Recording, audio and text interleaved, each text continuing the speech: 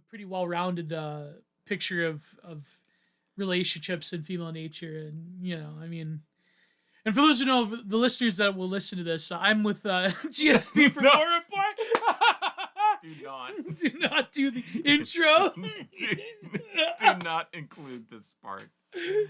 No, we'll go behind the paywall about women. Here in Content Minded, we hate women. I've had so many women on my show that they're like, Gio's the only guy that could like actually get good content out of like Egirl. It's like, oh wow, that's like it's something. But you were saying like indifference is really what they like I say, I wasn't prepared for it. It's not like a few years before I thought that I would come to this point, and it just happened. Like, anyways, I don't want to dwell on it. Yeah. It is what it is. No, but that's very unique. But that's almost heroic in a way, I feel, because there was this tweet I saw the other day. Even though, like I say it, even though I'm technically on a Twitter break to write my book, but no, there was this tweet that I saw the other day that reminded me of something that Joe Sobrand wrote in like 2004 about if you're someone who doesn't have a relationship or someone who's like perpetually single or who have never had a relationship, there's like you're looked at like as an alien that people will dissect and pick apart. Yeah, and it's like there's many like I said this on Telegram, like I don't know if you saw, like there's many reasons why people like why it just never happens, or like you fall into routine or for whatever reason.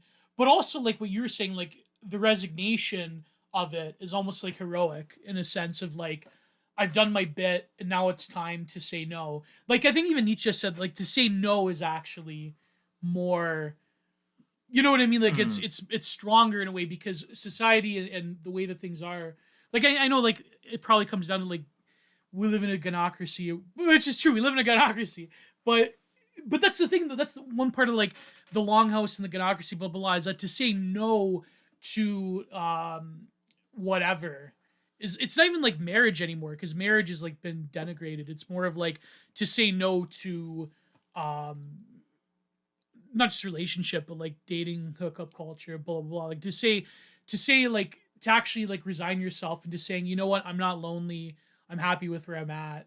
Like that's like even that's very alien to people, because it's like we always look at each other like, because we are social creatures, like there's a basis for it, there's even like a spiritual basis for it, but it's more of like when things in society are fundamentally distorted, to say no to them is like, what do you mean you're not normal? Like that's I don't know, maybe I'm just like making too much of it. I mean maybe they're being optimistic. They think like well, you know, it's bad now, but later on it'll be better. We'll have our heckin' wholesome homestead. But I think you're right that people are perturbed when they think like someone who's not interested in a monastic life just decides, I've had enough.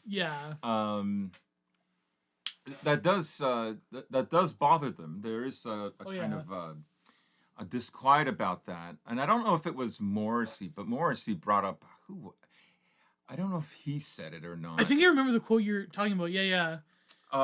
But he said something like the true, like maybe the celibate is considered the true deviant. You said, and I don't know if it was like that. I don't know if he was quoting somebody or not, but like I say, I mean, I don't think it's common. It's more common now, maybe. Like that's what's so unusual about it is. Well, like not to blow your spot, but like, okay, so for those who know, yes, we are recording live together. But like not to blow your spot, like in terms of your age, but you remember a much different time. Than us millennials and Zoomers. Like being a millennial, it's more common, obviously, but like, it's not that common. But like, as I noticed with younger people that I talk to, like that is more common now. But yeah, go on with what your point is. I mean, I've had conversations with you've had conversations like male people. friends that are older than me. And so the ones that are a little older than me are, they are boomers, so they have a kind of a different outlook on life. They have a different worldview. Yeah. And I remember as far back as like 2014, would have been probably in the second half of 2014, speaking to one of these individuals, but like also to other people. Yeah. Whoever would listen. No. And I said that, the phenomenon that we're talking about right now would increase. And I said, the other thing that'll happen, I said, because of the society is under like immense internal distress. Yeah. I said, you're going to have people who are going to be reading Julius Evola a lot more. Oswald Spengler, Nietzsche, Schopenhauer. I mean, Nietzsche and Schopenhauer are like they're perennial. They're always going to be there because of academia, especially. Yeah. Right, but like Evola and Spengler are kind Guignon. Of like more esoteric sort of writers. But I predicted back in 2014 that they would become pretty big. And I have Decline of the West right here because I have to cite it for my book. So, no, but you hit the nail on the head because but it went through phases though because my friend, I always mention him on the show. He likes when I mention him. But my friend Piffinard, he's like a Zoomer. And he's like, it's funny because we had this back and forth where he, I said like him not liking the Parentalist is Cole, and then he responded back with Billy from Billy and Mandy. He's like, "You're Cole," and then I responded with the Grim Reaper. I'm like, "So did me, boyo." But hating Evola is so 2019. We've gone back to liking Evola now. Yeah. So But in 2015, that's when like the spark of like Evola and Spangler like really took off, especially with Evola and like Dugan and like whoever was writing for Architos at the time. But now it's like that's Cole, that's cringe, that's third world shit. But now it's like we went back to like reading Spangler, and because I had this tweet I wanted to run by you about the E-Right. But yeah, go ahead. You were saying about you predicted. Yeah, I mean it was just a sense at that time. Everyone has a friend or two. Usually not much more, that in the course of a conversation, like let's say an evening where you have dinner and this is a person that you can have like meaningful discussions. There's a lot of depth to the subject matter, and you end up saying certain things that you feel like you could not have articulated them on your own. Exactly. Right. Yeah. And so it was in this sense that I said this to this boomer friend of mine, and he was kind of taken aback. Right. The fact that a boomer knew about who Evola was, though, that's kind of he vaguely knows them. He's never read nor will ever read anything. And this was like way before the New York Times hit piece where it's like Bannon reads Evola. Yeah. Like I say, it was like 2014 and and that was like 2016, 17. Yeah. And I mean, he's an artist as well, and so we would often art was the jumping off point to get into these other discussions. And one of the reasons I read Spengler was his understanding of Western art. And when I say Western art, I mean in a Spenglerian sense. The Faustian art, the Northwest European art, not like the Greco-Roman art that's rooted. This was art up into the Impressionists. Like what John David Ebert talks about. Anyways, what were you saying about Evola and I mean, so I thought that I said young men are going to gravitate towards this. And I do think that that is also intimately connected with the way the culture war includes the the kind of stress on male-female relations. 100%. So. But I was saying that a lot of the jumping off point was art, and with Spengler, the biggest lesson I got from Spengler, in terms of Western art, was the obsession with space. Yeah, exactly. But then again, it's funny. It makes sense when you realize that he was communicating with Heidegger at the time. So, like, and Heidegger in Origins of the Work of Art also talks about space. But yeah, but go ahead. You were talking about Spengler. Yeah. Yeah. So I remember going with him. There was an exhibition of Francis Bacon. At the AGO, and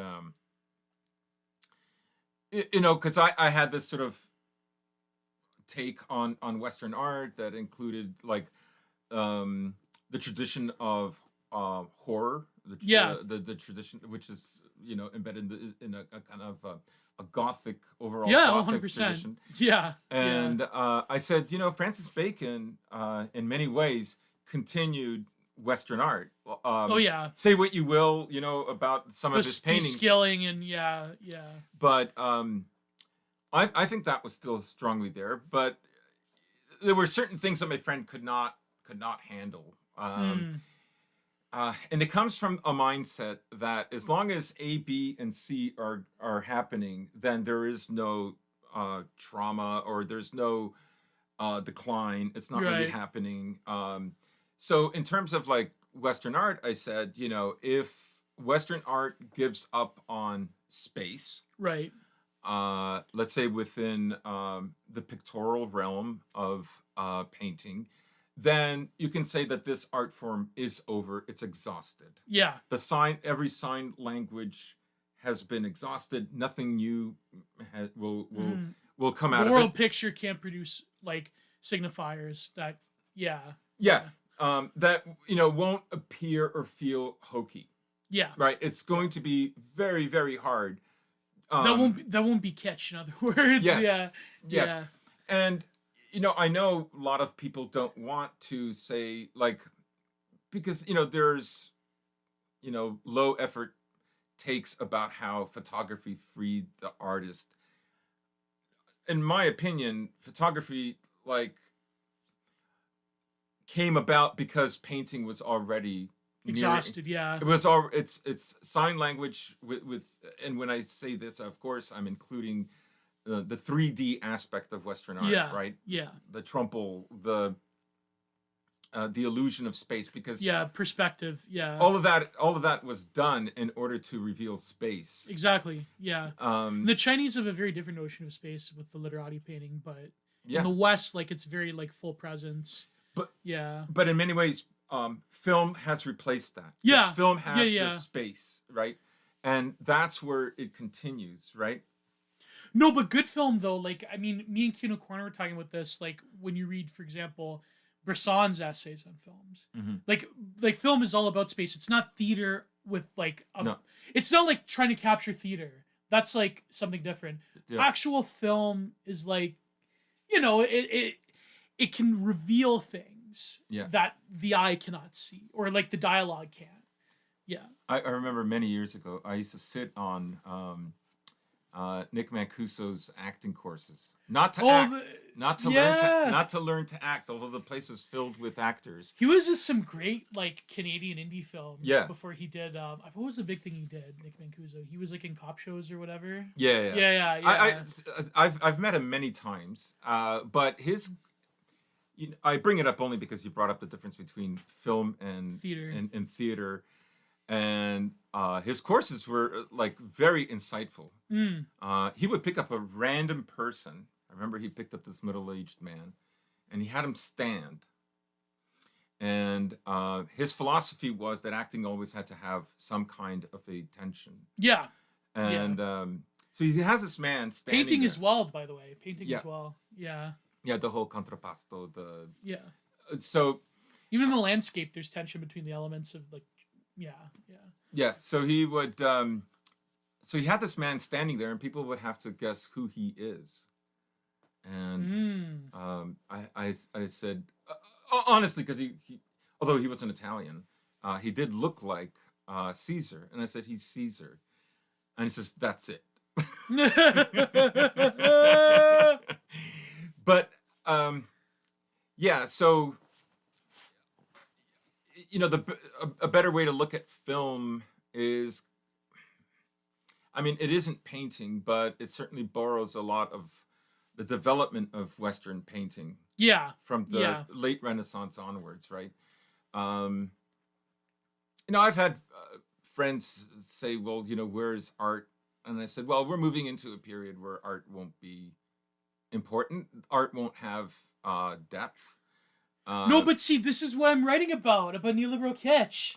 This is like art after the apocalypse of the loss of perspective is like it becomes like when people say like all art is political now, like art was always political, but now politics becomes the metaphysical import.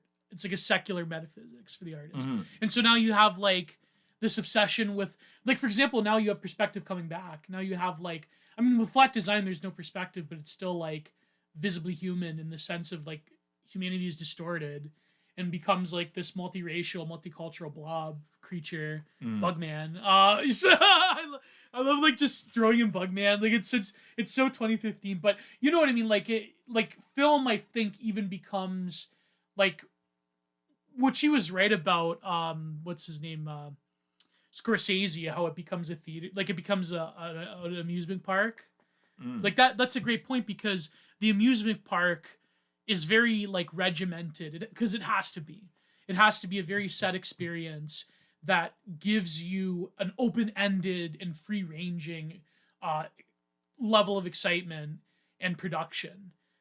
And so you can't have like elaboration or complex things, because you would lose people, right? I mean, if you had like some theater of the absurd or the cruel, like I remember like I was thinking of like these different like installation art pieces, and one of them would be like an amusement park where people like the risk of death is omnipresent. Like, I don't know, that's not an original idea. Like there's the whole well, for YouTube I can't say the word, but the sunsetting roller coaster that some Scandinavian made, remember? Like, it like gravitationally like throws you, like just but no, I feel like like even film has been subject to this kitchification of like homogeneous. That's what the movies are about. Yeah, exactly. No, but anyways, continue your point. I cut you off. You were saying about theater. Yeah, so I'm of the opinion that the West is in its winter phase, and it's very similar to, in the sense that the Romans imitated Greek sculpture. Yeah. But really, if you look at their great achievements, it's architecture. Oh, 100%. Because they really developed the architecture and the style that the Greeks had created. That went further, and as a civilization ages, it becomes less spiritual, less religious, more pragmatic, more materialistic. And more so imperial. Arts like architecture gain precedence, right? Yeah. Which is funny, because I worked at an architectural firm for several years, and I would have these discussions with some of the architects, and I would introduce like Spenglerian terminology, like giganticism.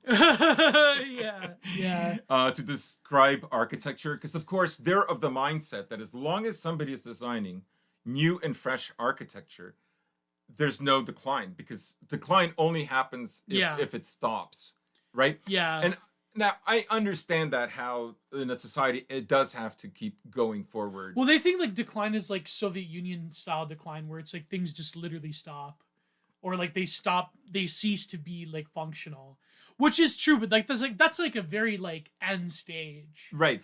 But what I was trying to get across to them was there is no school of architecture or art from the 20th century onwards that can last more than a decade. Yeah, that's it. Right? That sign language, once it appears, it's exhausted, it's over.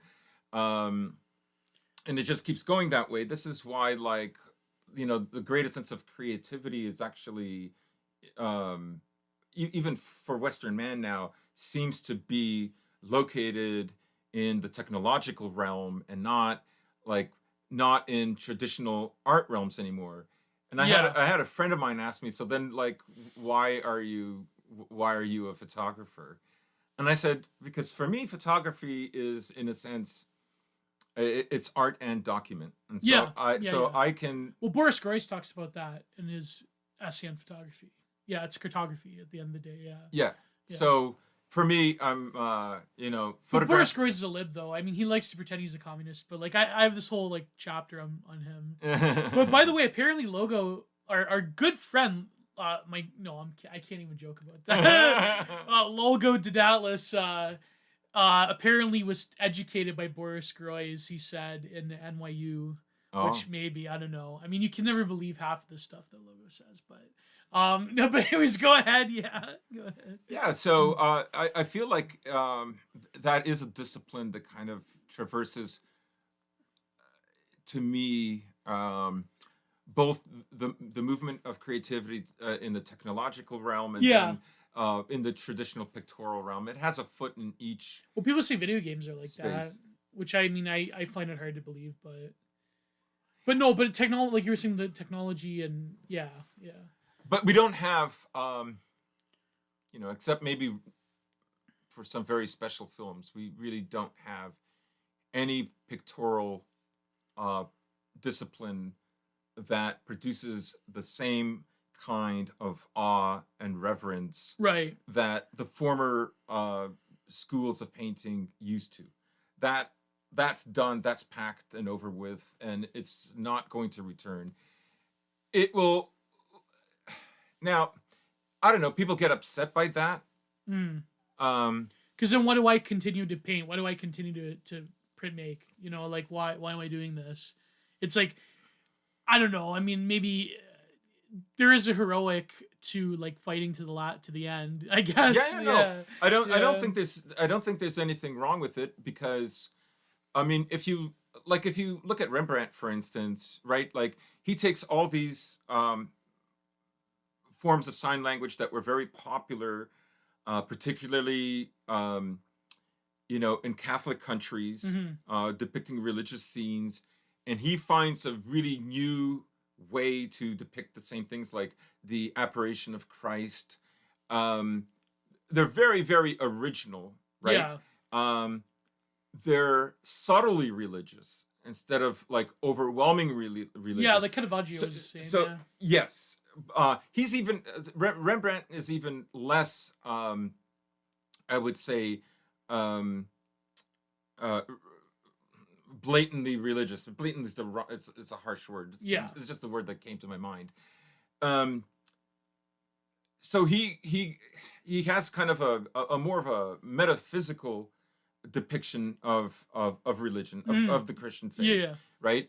And like, I remember when I saw his Return of the Prodigal Son in St. Petersburg in Russia, and that was extremely, like, I cried looking at that painting, right? And there's no, I'm not going to, like, except for some very good films, I really don't know anybody that would cry at any painting that's been produced in like the last 100 years. I speak for myself, but I think, like, I could try to. I'm trying to think though of like in the last 100 years of painting, maybe not made me cry, but moved me. Yeah. I mean, there's certain works by Bacon. There's certain works by Tom Thompson. But that's just because of like being a leaf and like being a painter. It's sort of like there's that facticity of like the tradition and the history there. Yeah. But I'm trying to think like, there's certain prints, like Kathy Kollwitz, probably. But I'm trying to think like in the last 100 years. I mean, yeah, you're right. It's sort of. I know films that have done that. Yes. But not like.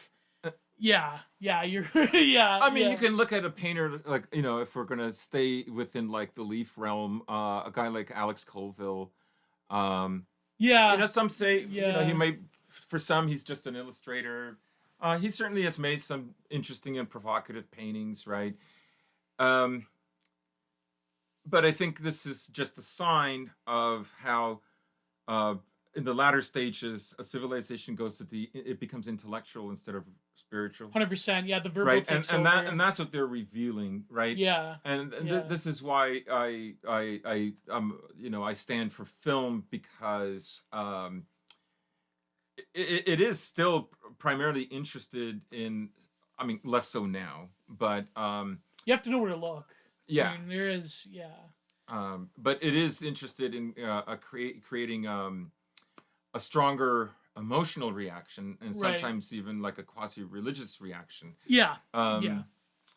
And in many ways, film, you could say, is like the next step in Western or Faustian man's development of space, the three-dimension, the depiction of three-dimensional space. Right. People will say video games are like that, or like AI are, but I'm like, they're crazy.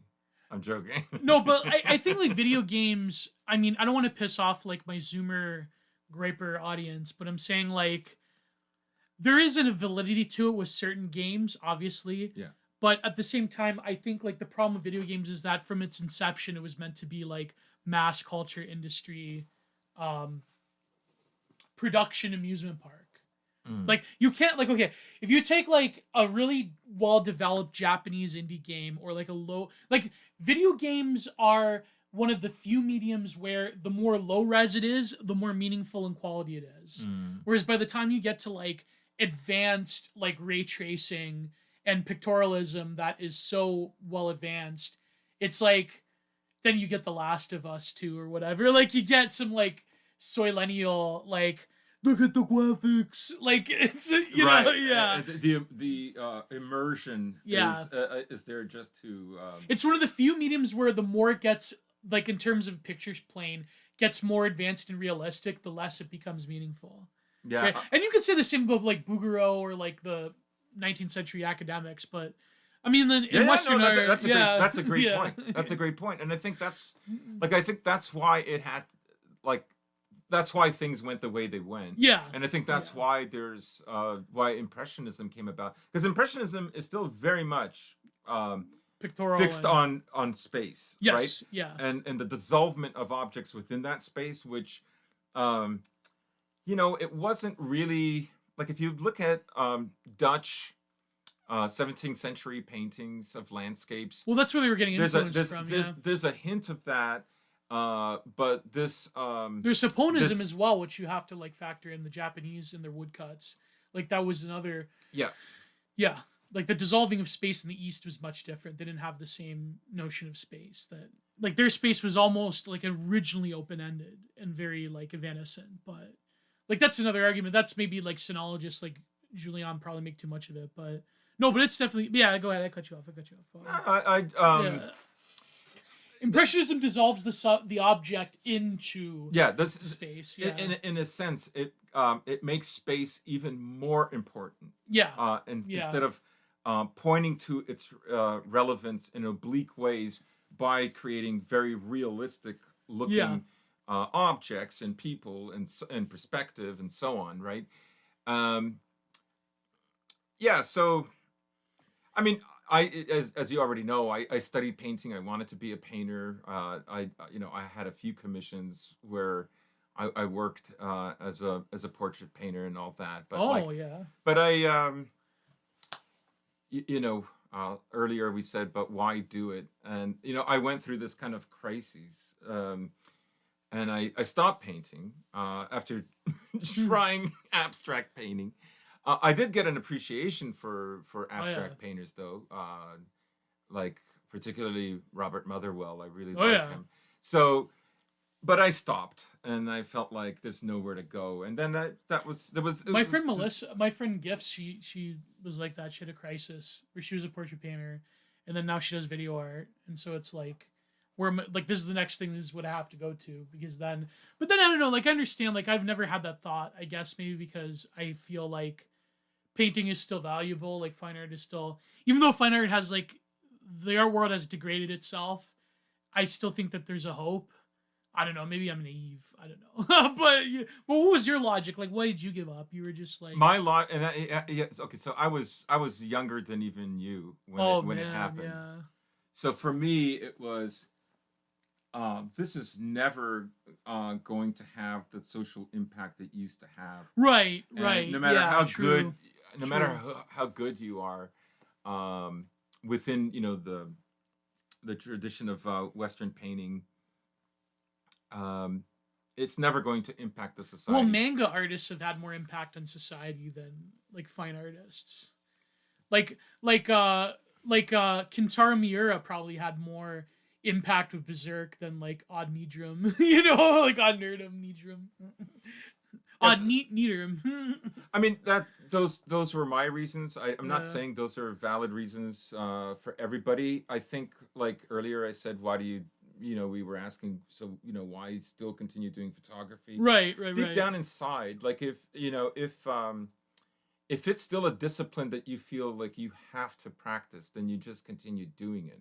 Yeah. Right. In many ways, it's not very dissimilar, I think, to the kind of mindset that some of the Impressionists had, because the thing about 19th century art is it goes through this democratization process. Yeah.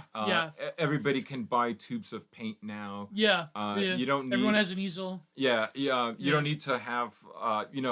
You don't have to work for a guild where you grind pigment for hours and hours until you finally get to have your own guild and somebody else does that for you. So, this democratization occurred, and with it, of course, there were more individualistic reasons about why you paint at all. Right. And I think like that's still going to be the case ever since the 19th century, why somebody continues to paint.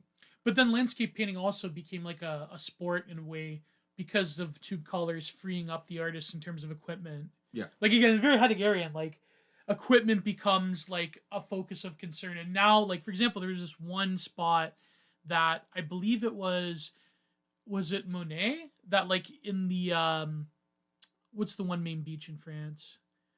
What's it called? I forget. Like he would have to climb these rock faces to like you have to jump over this cove to like pick the good spot, and so now it becomes like plein air painting now is sort of like there are people that go to like very diverse places to do it, like I've seen like people that go on like mountaineering, people that go to third world countries, which I mean that's probably dangerous. Like there's people that, for example, even like graffiti artists that will go to like the slums of Rio in the favela, or they'll like tag in places that are illegal, like where like for example in Russia, like Moscow is a huge hotspot for tagging, but if you're caught in Moscow, that's like you can face jail time even as like as a foreigner.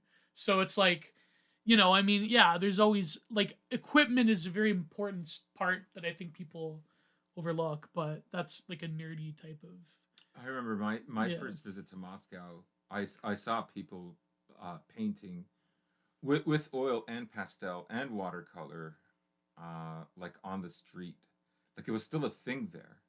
Yeah, they have some of the best ateliers, like that actually teach you about painting. Yeah. So it's still a thing there, and I met like this father and daughter team.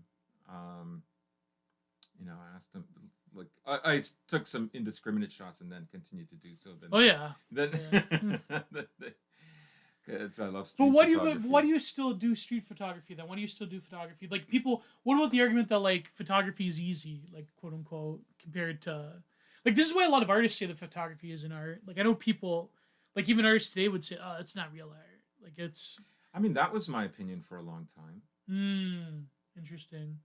Like there was a period in my life where I moved with a friend of mine to New York because we wanted to study,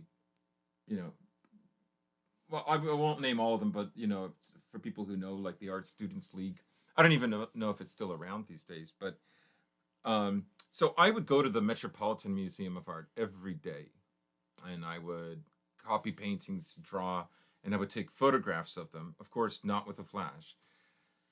And the reason for that was because I've noticed in film had a way to cut through the layers and glare of light falling on layers of paint to reveal the underpainting. And I was very obsessed with painting the underpainting and what the overpainting should be like. And well, because sometimes the sketch has more life to it. Yeah, so that whole, there's a grisaille at the beginning, it's monochrome or semi-monochrome, and then layers go on afterwards. And so initially, the camera for me was just like something to take pictures of paintings and for study purposes. And then I just started taking pictures of random stuff like on the street that for some reason I had some kind of emotional curiosity. Yeah. I don't know why exactly, but I did. And I would say, for painting, it didn't hit me until I would say 1997. And I remember I was at the time I was in Paris, and I went into a bookstore and I picked up this book, and it was, Paris through the eyes of such and such great photographers. I had no idea who these people were.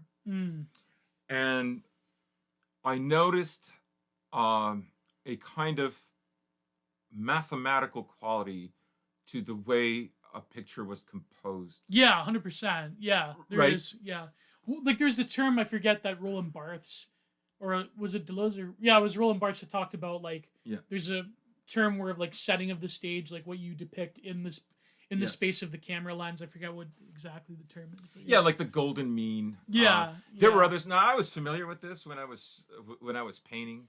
Yeah. Right. Yeah. So it's not like I didn't draw these lines before, but I just, for whatever reason, I didn't see it in photos. But when I saw these photos, like, in other words, by very good photographers, I understood that they understood those underlying principles. Yeah. And it was like a bolt. And then that's when, like, literally the next day, I felt like I had learned all of this. Yeah. Almost. Yeah. Really, all that had happened was I was already studying this in painting, but I saw how it could be applied to photography. And so, there were certain photographers that for me really, really stood out. And at that time, for me, it was Henri Cartier-Bresson. He was like, I just could not get over his compositions, how good they were, but also the timing, the way he depicted human behavior. All of these, many photographers are gifted in one dimension of these three that I've mentioned. Yeah. Not so much in others. I felt like he had all of it. And then from that point on, I discovered, other photographers. Another big influence was Josef Kudelka. I love Kudelka. Oh, yeah. So. Yeah. Yeah. No, but that's what I mean. Like, I think with photography, you can, like, the limitations in painting, a lot of them dissolve. Like even its portability, its ability to, like, be instantaneous. Like, you can't, like, its ability to document as well in covert situations is very, like, photojournalism is like, well, photojournalism is like a pile of crap now, but, like, back in the day it meant something.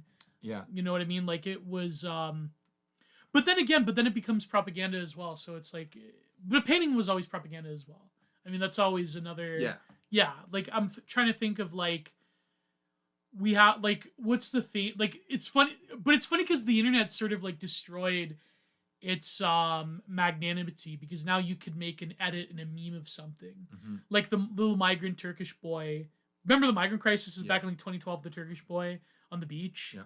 But really, like, the real story was that I think his parents, like, refused to, like, go back or something. Like, it wasn't like his parents were, like, already in Europe, but then it was like some kind of, like, selfish crap thing. But then it becomes like the symbol of that, like, artists then go to paint kitsch on, which is, I think, like, even Cecily Brown painted, like, this migrant boy on the beach. Then it becomes like a source of propaganda to be like, you have to let in these migrants because of our liberal, like, new European, EU principles. But then it becomes memed on to, like, you see, like, Groyper, like, far right memes of, like, Hulk Hogan giving the leg drop. Like, it's like becomes this, like, like. Yeah, I mean, it's not even a very good photo, right? No, it's not. No. Yeah. I mean, not that I have an approach that would have made that a great photo. No, of course. Obviously. But I think images do have, especially in the 20th and 21st century, they have to go through a kind of detextualization. Yeah. Because there's this kind of obsession with text. Yeah, and context and text itself. And, and I'm thinking, like, primarily text, right? You look at pictures by Philip Jones Griffiths from the photos that he took in Vietnam, right? Like, if people have seen. Oh, was it the famous one with the girl naked running down the No, that's my life. That's a decent photo. It's not a great photo. No, I but understand. I understand its value. Yeah. As a document, but I'm talking about an actual, like, didn't he do the one with like the soldier hanging over, like looking like you could tell like his face, like the life just poured out of him? Like, was that one of them? Or no, I think that might be, I forget his name, the British photographer, but or it might have been Burroughs, the American photographer who died photographing in Vietnam. What I mean is, I think it may have been Burroughs. Yeah. Apocalypse Now. Okay, there's a part where, what's his name?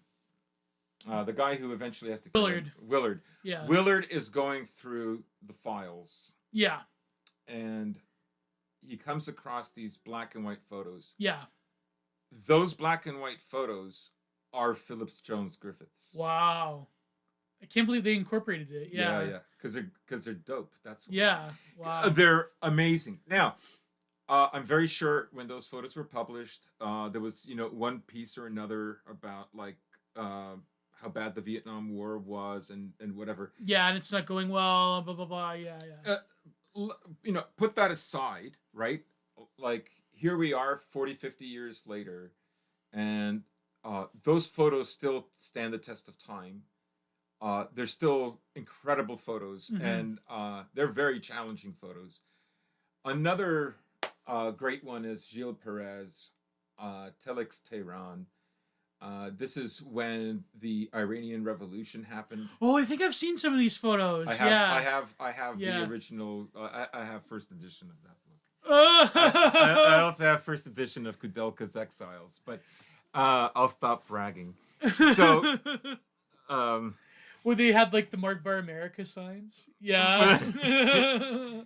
But Telex Tehran, the story behind that is phenomenal, because from what I understand, at least either all or in part of the photos that were done by Perez were shot with slide film that were, now, as far as I know, at that time, the highest ISO he could have gone to is 200, so it would have either been 2564 or 200 or a mix. And they would have to have been printed in black and white. That's not an easy thing to do. I've had to do that. So I know that for Philip Jones Griffiths, that did happen, where some of the photos had to be converted to black and white, because some publications wanted you to shoot both. Yeah. In any case, Telex Tehran is incredible, because that only represents, like, I think a week or two of shooting. Yeah. And so, if people have time. But it made Khomeini like a world historical figure. Like, I still remember when that happened. Yeah. That was one of the most incredible things ever. I think with I don't want to be reductionist, and I'm just saying this from a sort of a Westoid point of view. Yeah. The next time that, like, the Western world saw another figure like that was Osama bin Laden. Yeah. It was just this. It had this realm of, like, the biblical period.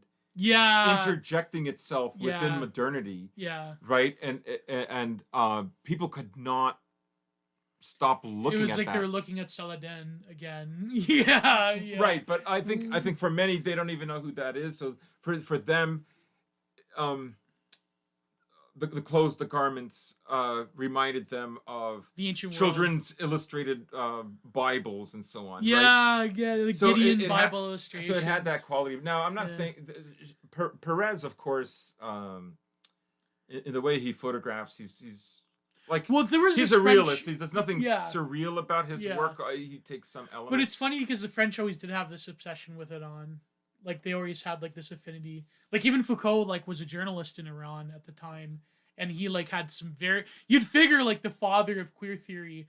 Like, he actually praised Ayatollah Khomeini. Like, people don't... And it's funny because, like, I remember reading this essay by the number one I don't even want to, like, mention his name or else he'll start swearing. But, like, David Frum wrote this essay about...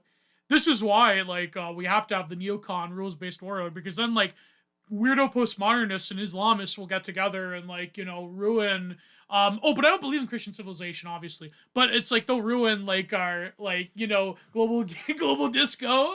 Yeah. Global effeminate disco. Yeah. So it's like it's funny because the French always did have this like affinity for like Mao and ironically enough, Ayatollah Khomeini.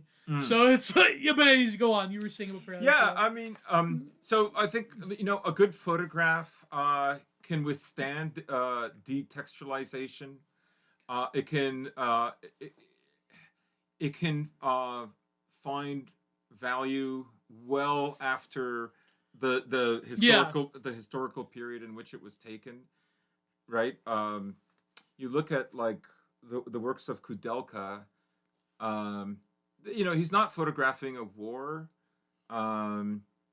He's photographing wherever he is that he's living, and he lived all over the place, but he lived primarily in England, in London, after he escaped from Czechoslovakia. Now, I have to add, of course, he was there during the Czechoslovakian revolution that happened there in 1968. He photographed all of that. Oh yeah, was that that was in the Prague Spring? That was yeah. So this is 1968, and he got out. Now the only reason we have those photos is he had to get sneaked out, and no one knew who had taken those photos.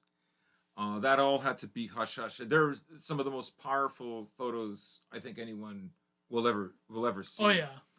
And well, that was like that photo of Chernobyl of like like just some random KGB agent that they sent there, like took photos inside the blown up core, and it's like that guy's dead now. Obviously, like he's done. He like probably had like this massive dose of radiation.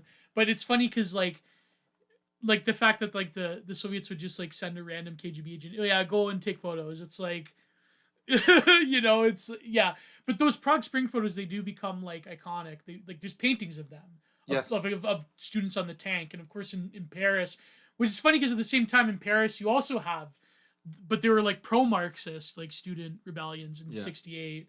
So it's you know the worst thing I ever saw about those photos was in that film with Daniel Day-Lewis and Juliette Binoche. Which The Unbearable Lightness of Being. Oh God, yeah.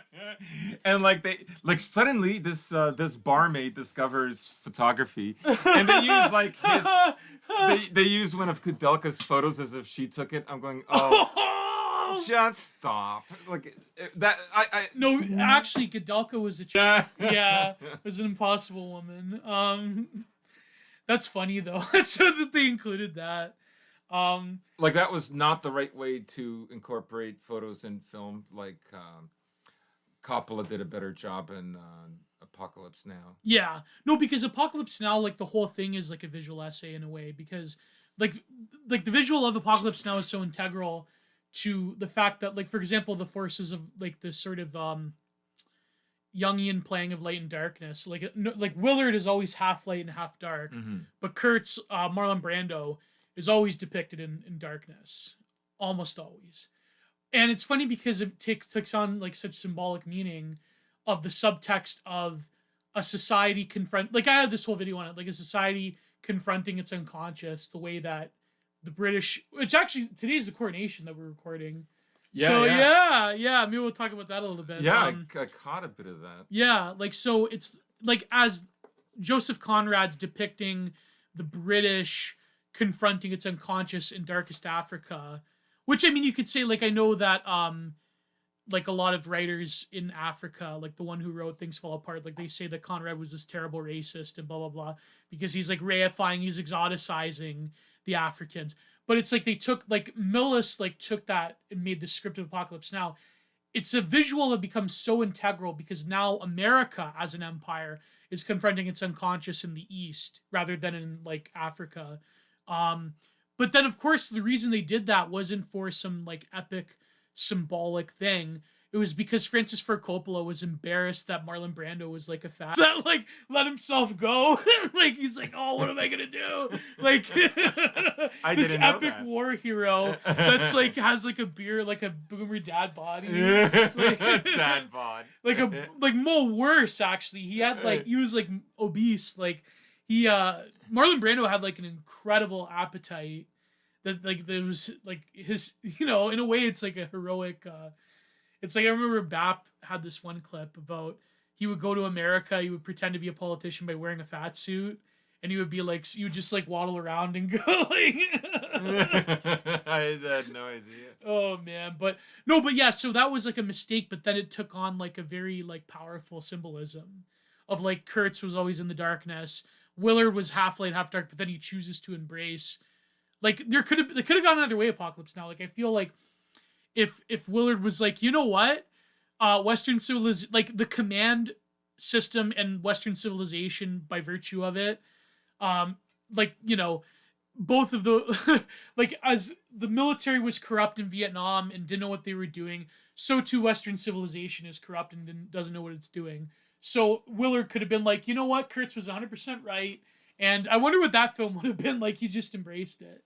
He's like, you know what? I will become the tribal chief of the Montaguards, and I will wage a brutal campaign against the Soviets and the Viets, and you know. Yeah. No, but that's just fan.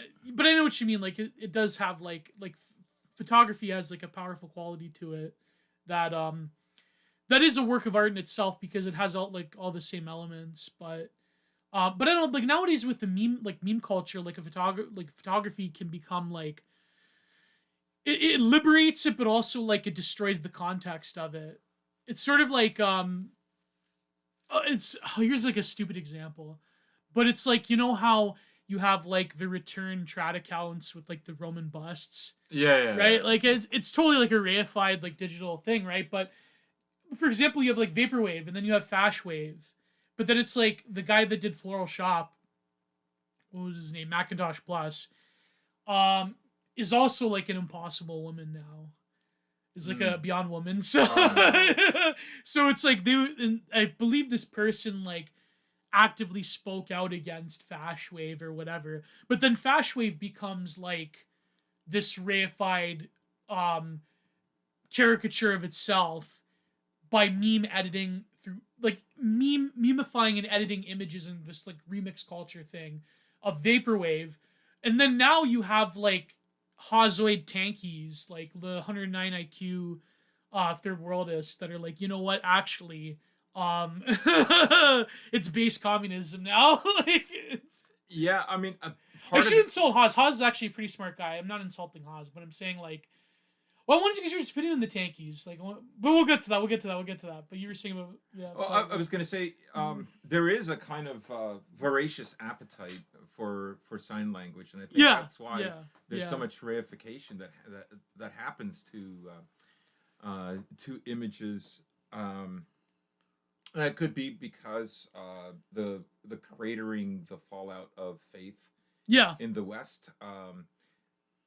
But I think, you know, you already see that process taking place in the 20th century. You know, as I said earlier, like no school ever develops. It's already too individualistic for that to happen. Well, even the Impressionists were working under like the sickness of the century, right? The fin de siècle. Like they still like that was when it started. Yeah. But then you could say that 19th century Europe was much more cohesive and much more like quote unquote based or whatever than like 20th century. And then like, you know what I mean? Like you could say that the Impressionists were like trying to capture form again. But then by the time you get to like the pre-war and intra-war periods, I mean, then art just goes off the rails and it becomes Dadaism and expressionism. Yeah. So it's kind of finished. Like I mean, I find it interesting. Like if you look at a like the cathedral in Chartres, you know, these magnificent cathedrals with the sculptures. Like the sculptures in and of themselves are not like. They're not terribly sophisticated, but they have a power of their own, right? It's very strong.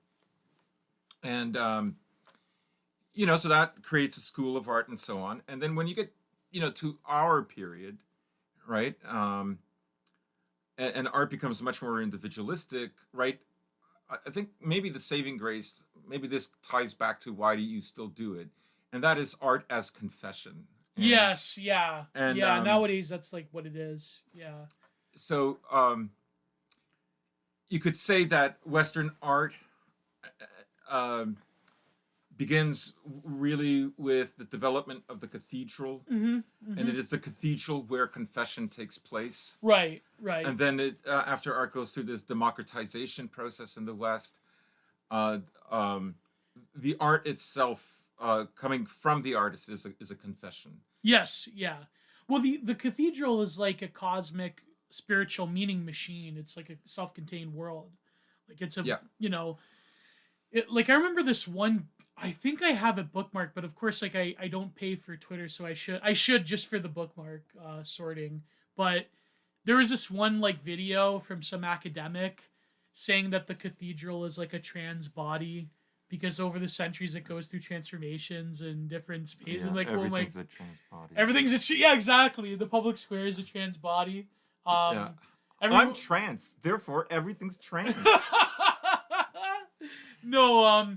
But apart from like the academic lingo, I'm not like co-signing that idea. But it is funny because the cathedral, like a cathedral does go through transformations in the sense of like a historical building that is the center of a town for religious purposes goes through iterations. Like, for example, cathedrals that were bombed in World War II and World War I and then World War II being rebuilt. Like, for example, like people don't realize the loss of Notre Dame, like the spire and everything is like a huge, like that is really a death knell, I think, of like Western Christian civilization. I was amazed. I was amazed how important it still was. Yeah. Virtually nobody had an opinion of indifference. Yeah. There were some though. Like there were libs, but the libs are pretending that it doesn't mean anything. Right. There was that one journalist that this one like art historian hack that she said like it's a good thing the cathedral burned down because now we're no longer burdened with the creation of meaning. We can just do whatever we want. Oh yeah. I'm like, wow, that's really like it's true. Like I know it's a meme that like conservative people say, but it's true. Like the left is kind of like anti-civilization. Like the whole argument now with like the subway MJ is that like you know, because people were colonized and because people are like favelized around the world and they live in like squalor and crime-ridden slums, that you also have to live in a crime-ridden slum because it's fairness. It's fair. Right. Like Toronto has to transform into it. Yeah, go ahead. We were always going to get here, right? Yeah, my good friend Julius on Twitter said it the best. The one global giga longhouse favela forever. I think the tweet was if you reject the gifts given to you by European civilization, the fate of the entire world would be like the one global giga longhouse favela forever. It's like no, it's I know it's like an incredibly like problematic quote unquote way to think of it. But anyways, yeah, about the cathedral. So there was this one viral tweet that said, well, why can't we use the money to like clean up the ocean? Or why can't we use it to feed the poor? And it had like 100,000 likes.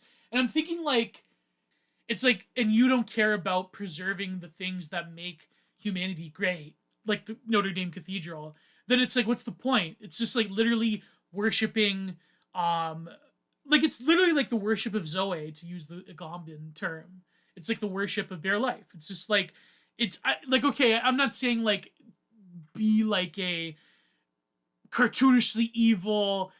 There's a point where you like looking at that and you're looking at the contemporary thought of the political left, and it's like, if you don't value things that do make our civilization great, but first of all, they don't believe in the fact that like our civilization is great to begin with, obviously.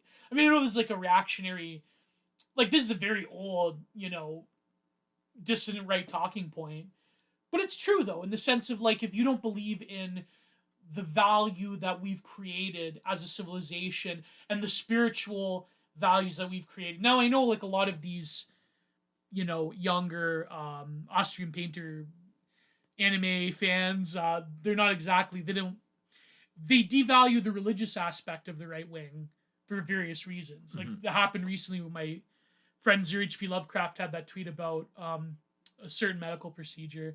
But I do think that there is something that we can all agree on the political right in that we have to preserve, in a way, we have to preserve what did make us at one point a sort of heroic feat, right? Because a cathedral is literally, in some ways, a metaphysical, not confrontation, but a grasping at a metaphysical union with our creator.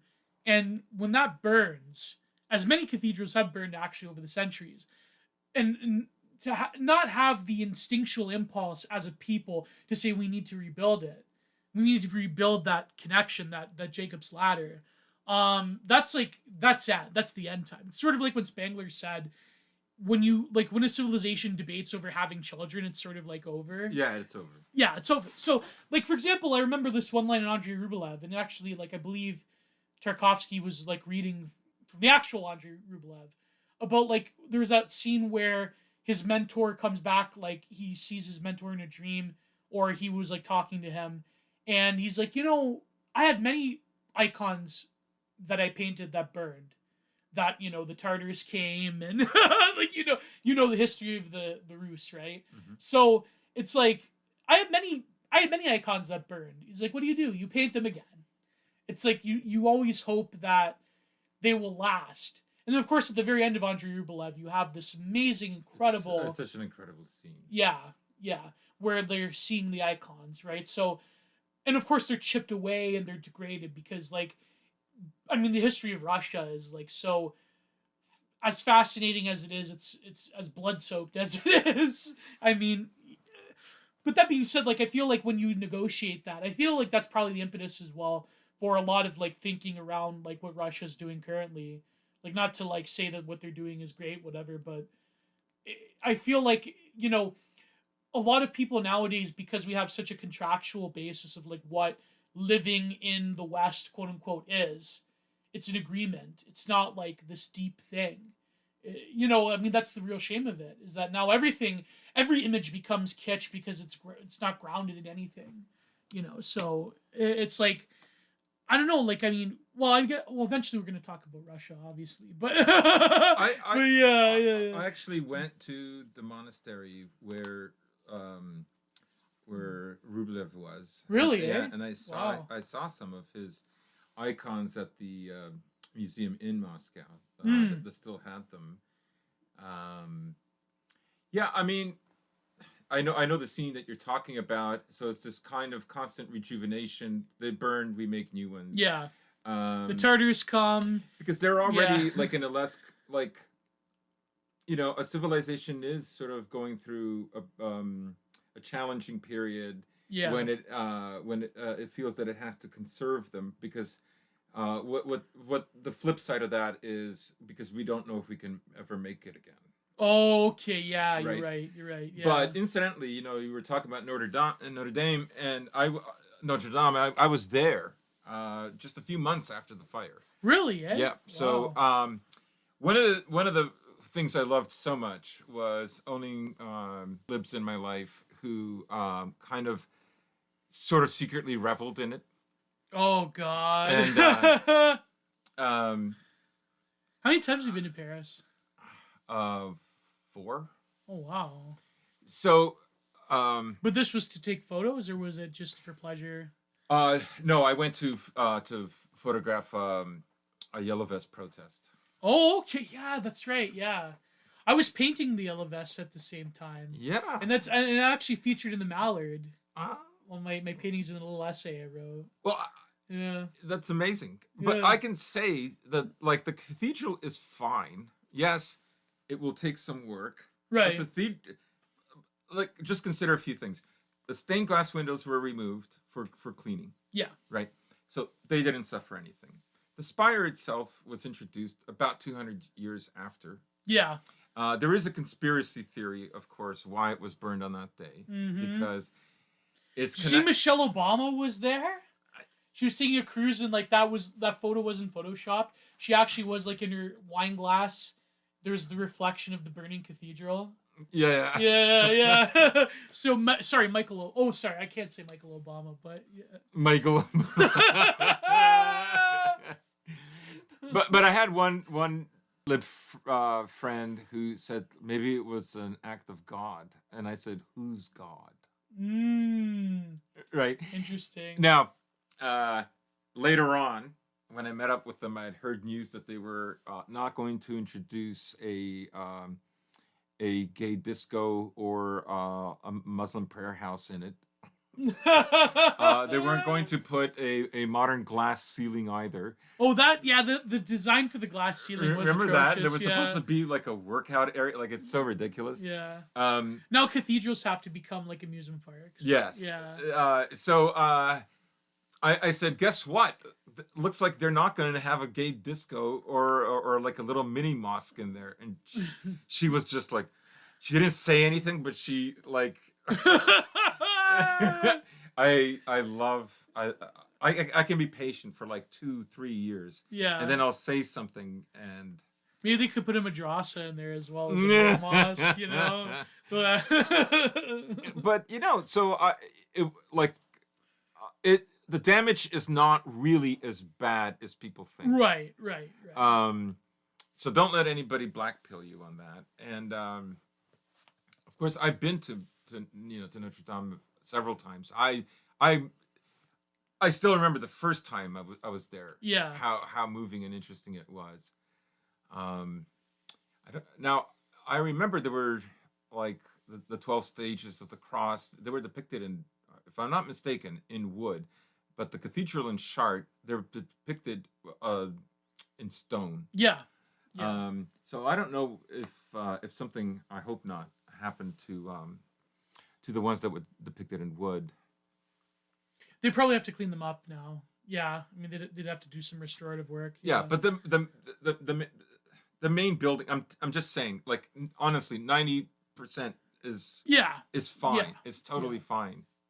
You know what's funny about the cathedrals that I was gonna ask you about? Do you remember when Moscow unveiled the new military cathedral? Mm-hmm. In was it in Moscow or was it near the barracks? I think it's just outside of Moscow. Yeah. And they had this big ceremony, and I remember, and there's like statues of like AK-47s, and there's like still like the red star of the military, and like from the Soviet days. And I remember like this one viral thread, but like of course like our guys, like like our guys in Frog Twitter, we were like clowning on this guy, but it was like, this is an imperial fascistic monument to war and blood and hatred and blah blah. And I'm like, why are you trying to convince me to like it? Exactly. This is like a Warhammer 40K cathedral. Oh man. But I'm saying, like, why is it like being Orthodox yourself, like there is like an integral history between the Russian military and the Orthodox Church, obviously. Like there is like a form of militarism that is practiced, like war is like, I wouldn't say like war is a spiritual mission to the Orthodox, but like what is that relation between like the state, the military, and the Russian Church in that context? Wow. Like why would the war cathedral not be so crazy of an idea in Russia? And why would they also have like communist stars in it? Like it was. Well, I mean, I don't know anywhere on the outside that they have communist stars anywhere. I mean, I think they're depicted in these paintings, frescoes. Yeah. Yes. But that's really for more historical reasons. Yeah. Yeah. But of course in the Western media, like this journalist was doing the thread saying that it's about that they want the Soviet Union again. Like that's it. That's the big line, that they want the Soviet Union again. Yeah. It's totally not about us trying to balkanize Russia. Yeah. Yeah. It's all projection. So I mean, I think there's several reasons why, and I don't even think that's entirely unique, and it's because I think. Well, Catholicism had that at one point. Yes, I mean, we did have a military culture. I'm not a theologian, so yes, I'm a practicing Orthodox Christian, but a cradle Orthodox Christian. So, the idea of the kateon.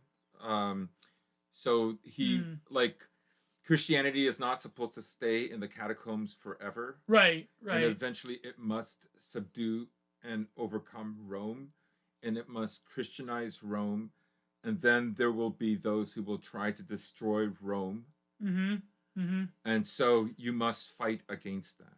But that's what I mean. Like, I think like the problem is that a lot of like the one thing like libs and like very like weirdo like versions of the right wing can agree on is that like Christianity like cocked and destroyed their own empire. It's like this Gibbons thing.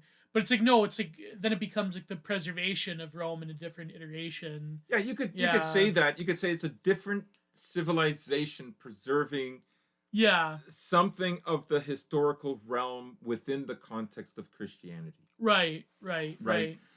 It doesn't mean one excludes the other, and on the other hand, like I don't I do think Christianity it did put an end to pagan Rome. Yes, it did. Oh yeah, obviously that's not. But that's a fact. Yeah. Now that's not like it wasn't the only contributing cause. No, there were many. Like there was even I remember, I think it was, which Baptist was it? Was it John Raul Gore? I think it was John that talked about how on Twitter he talked about how even before Christianity, the Imperial Roman cult experienced like democratization and like changes that led to its decline. Yeah. And that Christianity was sort of like the final nail in the coffin, sort of like, I mean, which is a more logical take. Like obviously like Christianity did destroy the Roman imperial cult of paganism. I mean, it was if you want to read it just through a secularist lens, and mixing up metaphors, but if you want to look at it through a secular lens, then so Christianity was a factor. But if you're working with a model of civilization that has a beginning, a flourishing, a maturity, and then an end, then like Rome isn't going to be exempt from that. 100%. And like, I mean, of course, there was also the contribution of the Germanic tribes, right? That's a more complex history than what people think. It's not like they just came in there and smashed everything. It was very cooperative for a long time, but then like really without the fall of the Western Roman Empire, there could not have been Faustian or Western civilization. Right. Yeah. Like it's sign language that it created about 1,000 years ago differed to such an extent that when you see a cathedral, there's no way you can mistake a cathedral for a Roman or Greek temple. Right. It's impossible. Yeah. Right.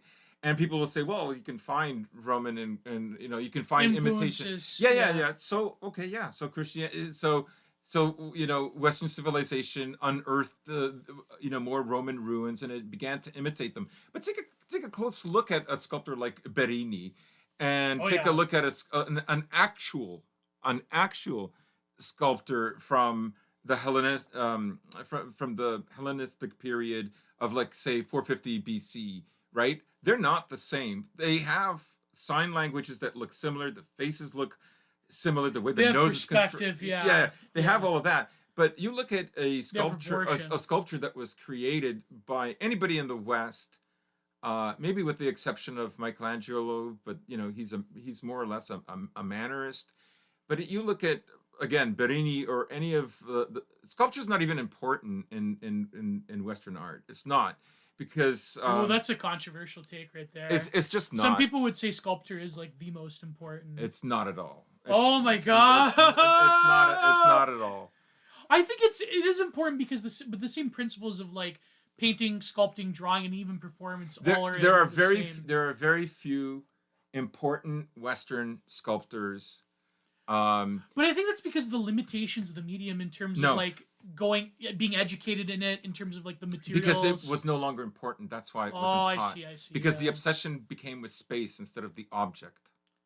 I think didn't even Spengler say like sculpture lost its importance because of that? Yes. Yeah. Right. Because So if you look at a sculpture by Bellini, right, it's full of energy. Yeah, same with Rodin, like right up until the 19th century. Right, Rodin, there's a tension. There's like an actual Greek sculpture or an imitation of a the Roman version. Yeah, does not have this tension. That's right. Yeah. Right. Yeah. And that's what I mean. Yeah. That they're even though on a surface level their sign language appears to be very similar, right?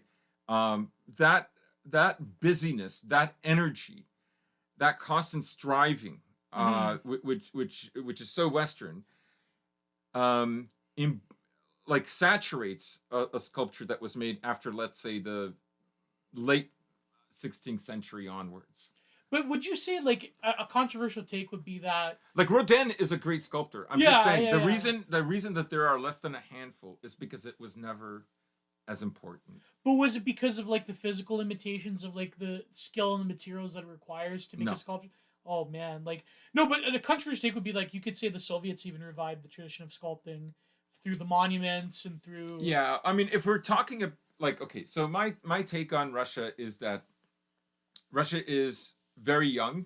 Yeah. It has had a long... Well, Spengler said that about Russia. Yeah. It has a long pre-culture period.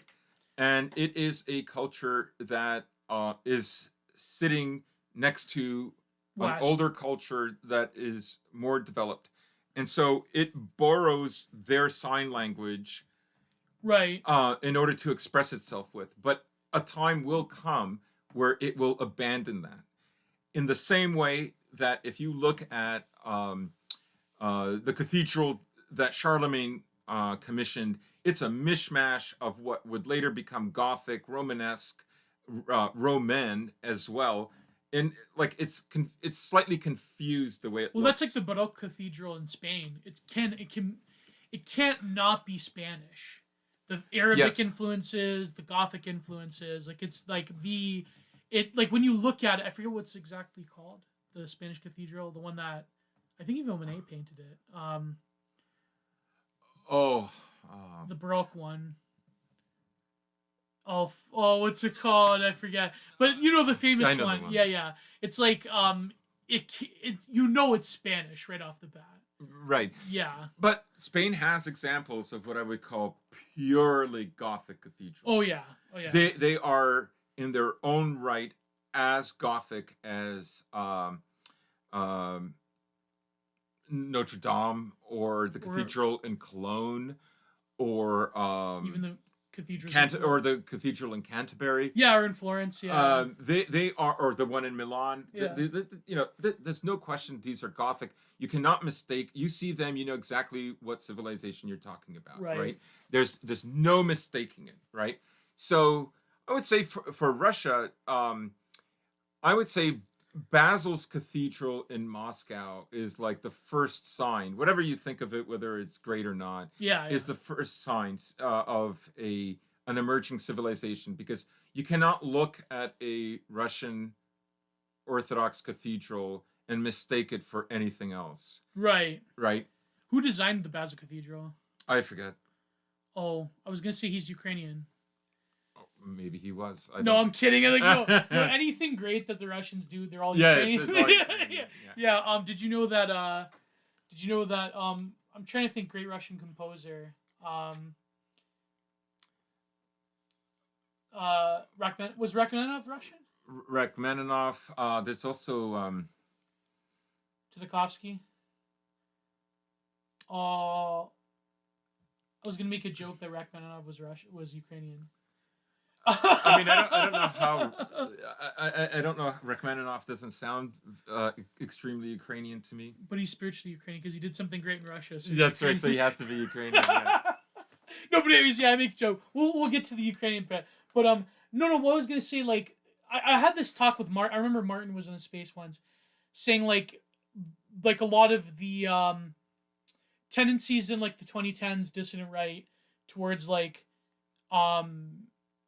in a woods primitivism and like third worldism, which I'm not gonna lie, like I was captivated by a lot of those ideas as well. He's like, the thing is, I make an exception for Russia out of all the BRIC nations because Russia is like inherently European, But nowadays, like there's there's authors and thinkers on both sides. Like infamously Dugin, of course, is one of them. That's like, no, Russia is Eurasian. Russia is its own thing, and of course, Western Europe, like, yeah, Russia is its own thing. It's not European. So it's like, and I wanted to ask your opinion on it. I think this has come up in the War Report as well when we were recording, but it's like the thing about the Orthodox Church is that I noticed that recently there has been this, like, that thread about the military cathedral. It's very much of this like Slavophobic, like these are primitive militaristic Spartan people that in their religion of Orthodoxy is like this cult of blood and death, and they're like not even Christian. They're like just they worship their ethnicity and they worship their own ability to inflict violence on my heckin' wholesome chungus, Baltic or Lithuanian or like whatever, like a Ukrainian, like all their neighbors, right? Like, and so it becomes like this reversion to like this dark, like Orthodoxy is now seen by like Western academics as like dark, primitive, militaristic, third world, like Slavoid. You know what I mean? Like you get the picture. Like they think that Orthodoxy is like except for Ukrainian Orthodoxy, of course. That's like that's different. That's sophisticated. Yeah. But Russian Orthodoxy is like this.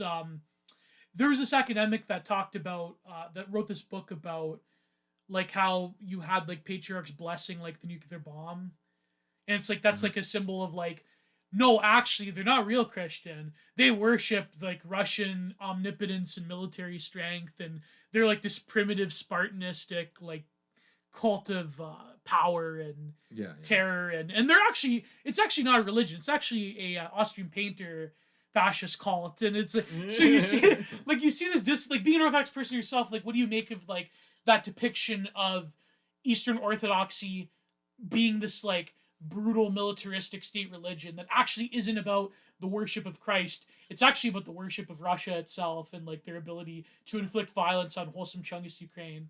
So it's like, you know, that's a mouthful, but yeah. I mean, when a Ukrainian priest blesses a HIMAR, it's substantially different. Yeah. I mean, look. They're arguing because they're scared of their world order being challenged, and they're living through the Ukrainians, right? And I mean, I just I don't even take them seriously. I do kind of enjoy, I do relish that it does scare them. But I would say that you know, you look at the Russian military cathedral that was recently built, and I mean, I had this feeling the first time I went to Moscow, and when I went to. Were you accosted by soldiers everywhere, and you had to go through checkpoints, and you had to like, it's like this depiction of like Russia still like the Soviet Union. We have to like go through checkpoints everywhere, and you have to be like accosted by soldiers. Yeah, totally. Totally. There was just soldiers everywhere, and like.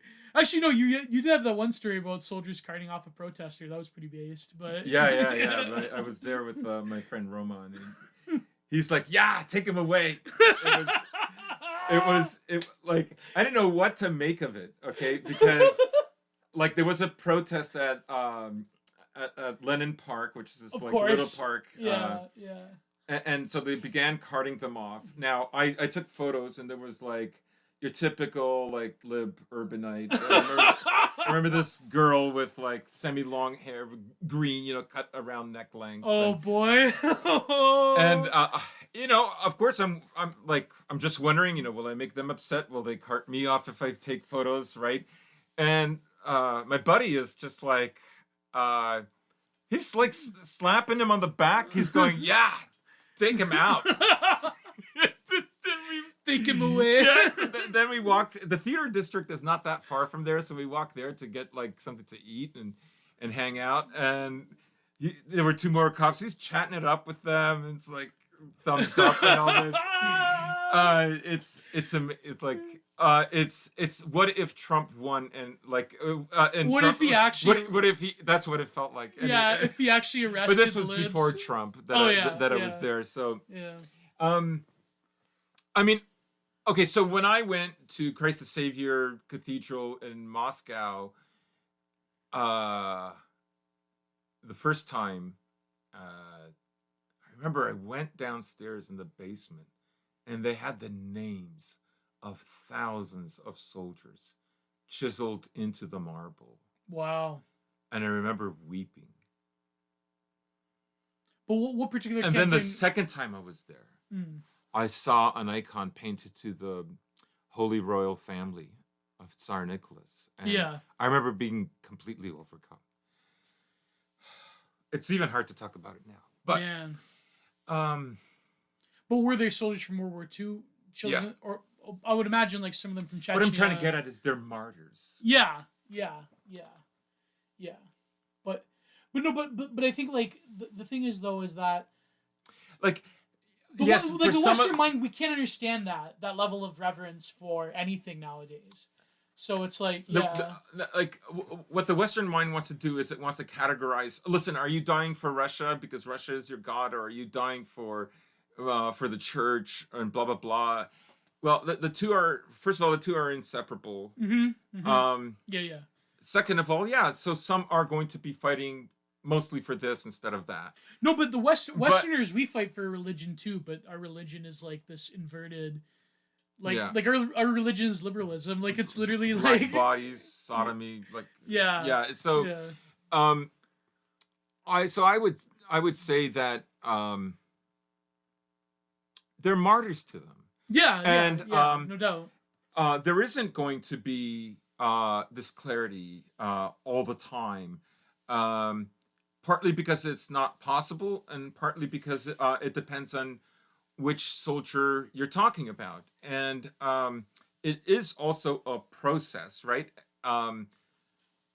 Like, I remember the second time I went to Moscow, like from the first time, it's like, holy smokes, they just erected this huge statue overlooking the Kremlin on the outside, like on the other side of the wall, not far from the entrance of Saint Vladimir. Yeah.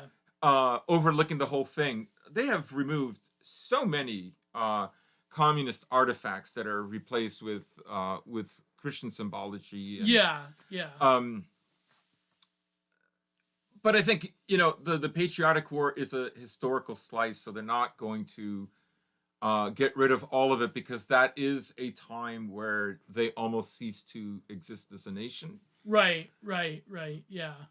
And I mean, I think what happens is, there's a driving force in a civilization. It's often at best semi-conscious. No, exactly. And and this is what unites the thought of people like Young and Spangler and Evola and like anyone who thinks, like even Tomby, anyone who thinks deeply on like the cycle of civilization. None of these things are I think there are things that are engineered, but none of these things are like explicitly engineered. Yeah. Like you're saying, they're unconscious, but go ahead. Yeah. Right. So it does resurface every once in a while. And I mean, I think for them, that is for Germany, it was a war of civilization. I think they felt like this is what they had to do, or else they would be crushed, they would be destroyed. Yeah. Because they had to find this kind of modernist Teutonism, or to coin a word, or something even prior to that. Because communism couldn't do it. It had revolutionary communism meeting the ethnos and the sort of ethnogenesis of the modern Russian. It's not going to do it for them. I don't it didn't this is why Stalin had to basically adopt semi-fascistic policies. And, absolutely. Even he almost had to can the Trotskyite internationalist nation of communism to do it, right? He had to appeal to something deeper within the Russian soul. Somewhere along the way, this Georgian kind of became we're not pro-Stalin. I mean, of course, people that are pro-Stalin are, we're not like saying Stalin was a great guy. Like, I think like there was an impulse in the right to be like, oh, Stalin outlawed gay marriage, so he is based. Like, it's like, obviously we're not gonna venerate communism, or I don't know about you, Gordon, but like, I don't know. You have a more favorable opinion, I think. No. It's nothing like that. But go ahead. You were saying about Stalin, this Georgian had to like become a Russian. I mean, in a sense, he did, even with all the contradictions. He was also, very pragmatic. He gave Georgia, at least in the beginning, he was pragmatic. But yeah, in the war. No, I mean, like, he started to go against a certain... The Lithuanians, right? Oh, yeah. Yeah. Sure. Yeah, let's go with that. 1936, and in many ways, because, like, the Soviet Union basically had to deal with the same kinds of issues. Yeah. That all empires have to go through. So, like, there's a stage where the empire has to reward the minorities over the majority. Because there's like a gold rush happening of like meaning and legitimacy and I mean, it's how they, like, when a people is conquered, they pay tribute, but then you have to pay tribute back. Yeah, you have to sort of like do the job. Yeah. So there's a reciprocity there. And Russia always had the problem because a lot of its ruling class was like outside of ethnic Rus. They were like Germans and there were there were mixed, but other things. Yeah, I have to say, like, there is a draw. There is a power there. Like, for instance, I have a friend who's half Ukrainian and half Russian, and some on his mother's side. Yeah, and his grandfather, who fought in the Great Patriotic War, was an amputee. He would warn him after the fall of the Soviet Union not to go to the Baptist churches because they're all CIA. Which they were. Yeah. He converted to Orthodoxy before he died. Mm. And one of the things he did before even that period, when the great scamming was going on, this is in Ukraine. Yeah. Is so he was a lawyer, and he brought like the paperwork with him. He would go to a bus stop, and it would be like a little old lady that would be there, and he would ask her, "Have you been propositioned to sign papers that deal with your house, how you can get money, blah blah blah, so forth and so on?" These people don't know, right? And so what he would do is he would write the documents so that legal work would stop them being able to be ripped off in a scam. Right. He did this repeatedly for years. Right? I mean, he didn't have to. He could have just left the country. Right. He's not really ethnically Russian. But there's still that impulse. That's what I've discovered over these last few years, is that there is a draw. I don't know. I mean, I think probably very few people feel it, but I certainly, I don't know. I felt it in Russia. It's quite remarkable. Yeah. But it's a rare thing. I understand. There are people who I think will go to Russia and feel alienated and whatever. But I certainly didn't. I loved it. Yeah. No, but that's what I mean. I feel like even like I asked Prude this once, and we'll get to the ideology thing about Stalin and like.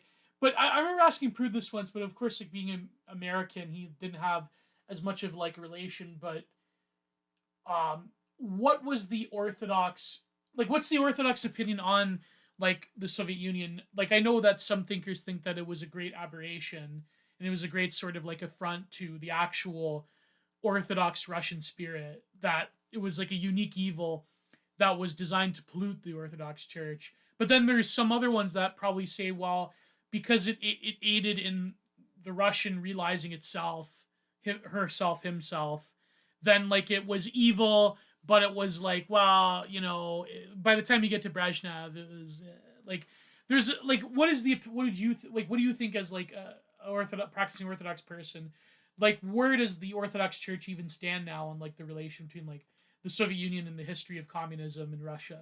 Well, of course, the Orthodox Church is against communism. Yeah, of course, yeah, and suffered greatly for it. Yeah, yeah. So we don't have really mixed feelings about just that question. But if you're talking about, the history and how it played out, there were KGB agents who converted. Yeah. There were KGB agents who hid. Even when I was growing up in Yugoslavia, you couldn't get very far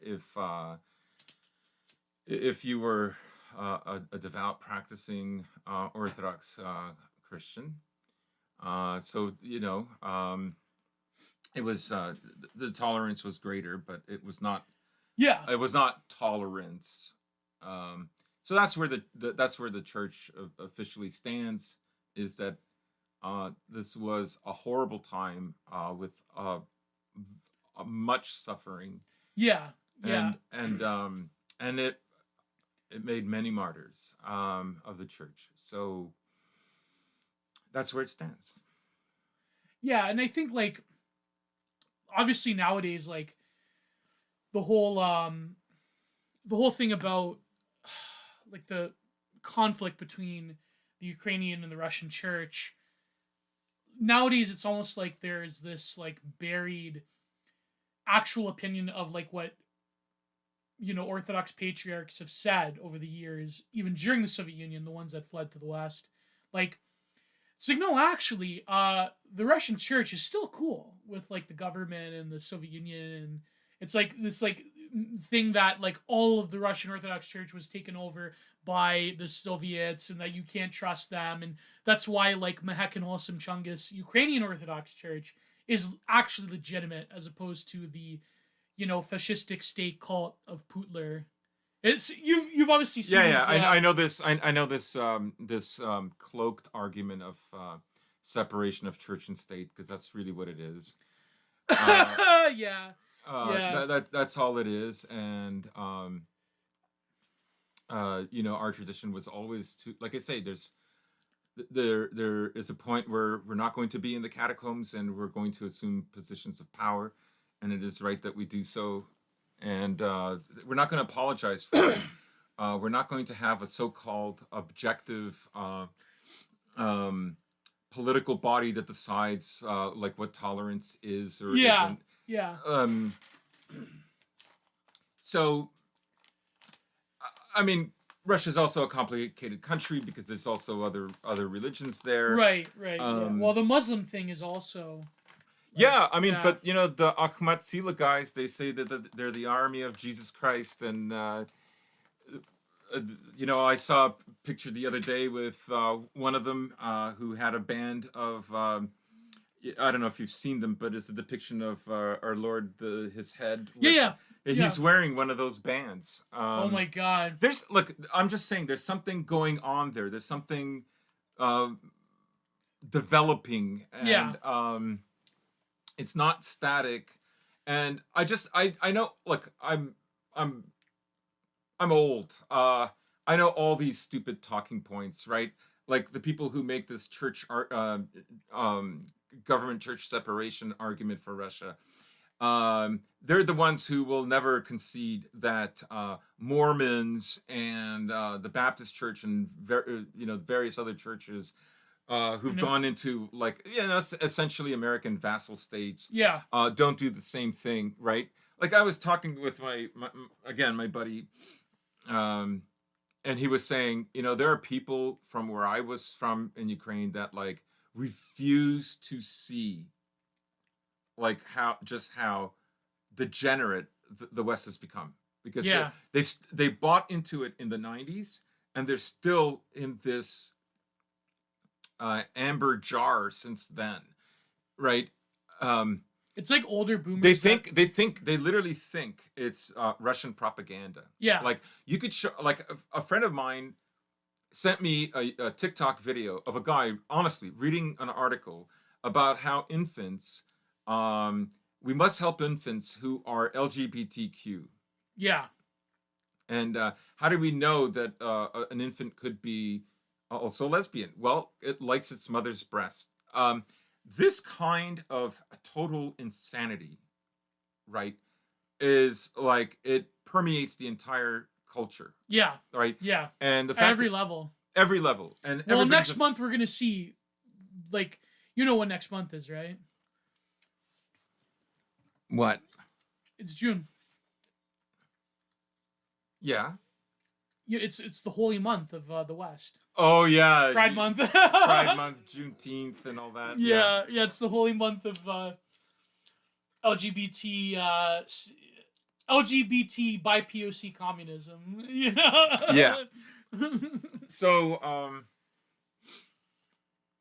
you know, that's my take on.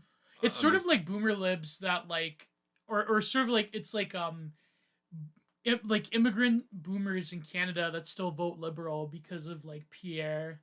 And it's sort of like, well, this is a symbol of like me buying into the new world.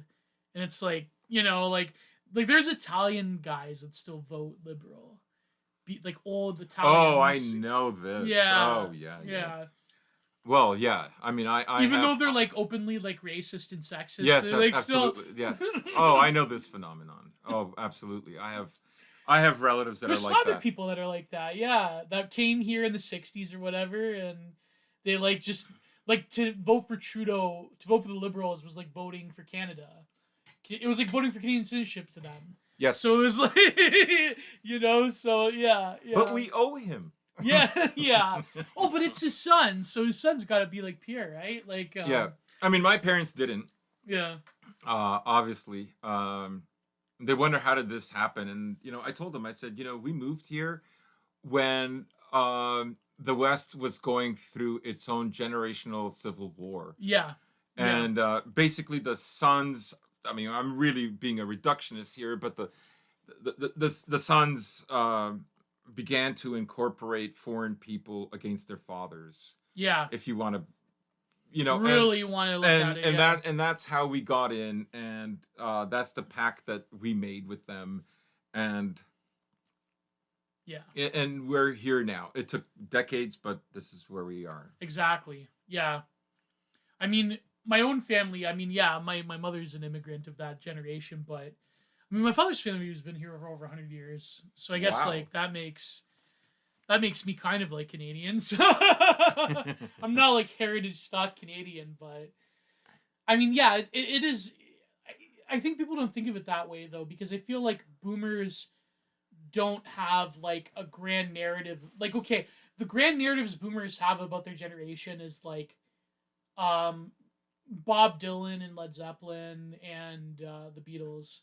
Like, it's like what Thomas77 said. He's like, the problem with boomers is they just believe in stupid things. They believe that like Bob Dylan was a god on Earth, and like, it's like, but they don't have like a notion of like. I think like generational thinking is relatively recent though. Like, I mean, there was periods where people thought of themselves as a generation, but like nowadays it's like we're so obsessed with like the hair shaven differences, like the razor thin difference between like what is a millennial, what is a boomer, what is a zoomer, what is a zennial. What, you know, it's like that generational thinking I feel is like almost like a form of decline, because now, and it comes from technology, I feel, because like we live in a different world than what the boomers lived through, obviously. Like if you're online, you can see those differences more clearly.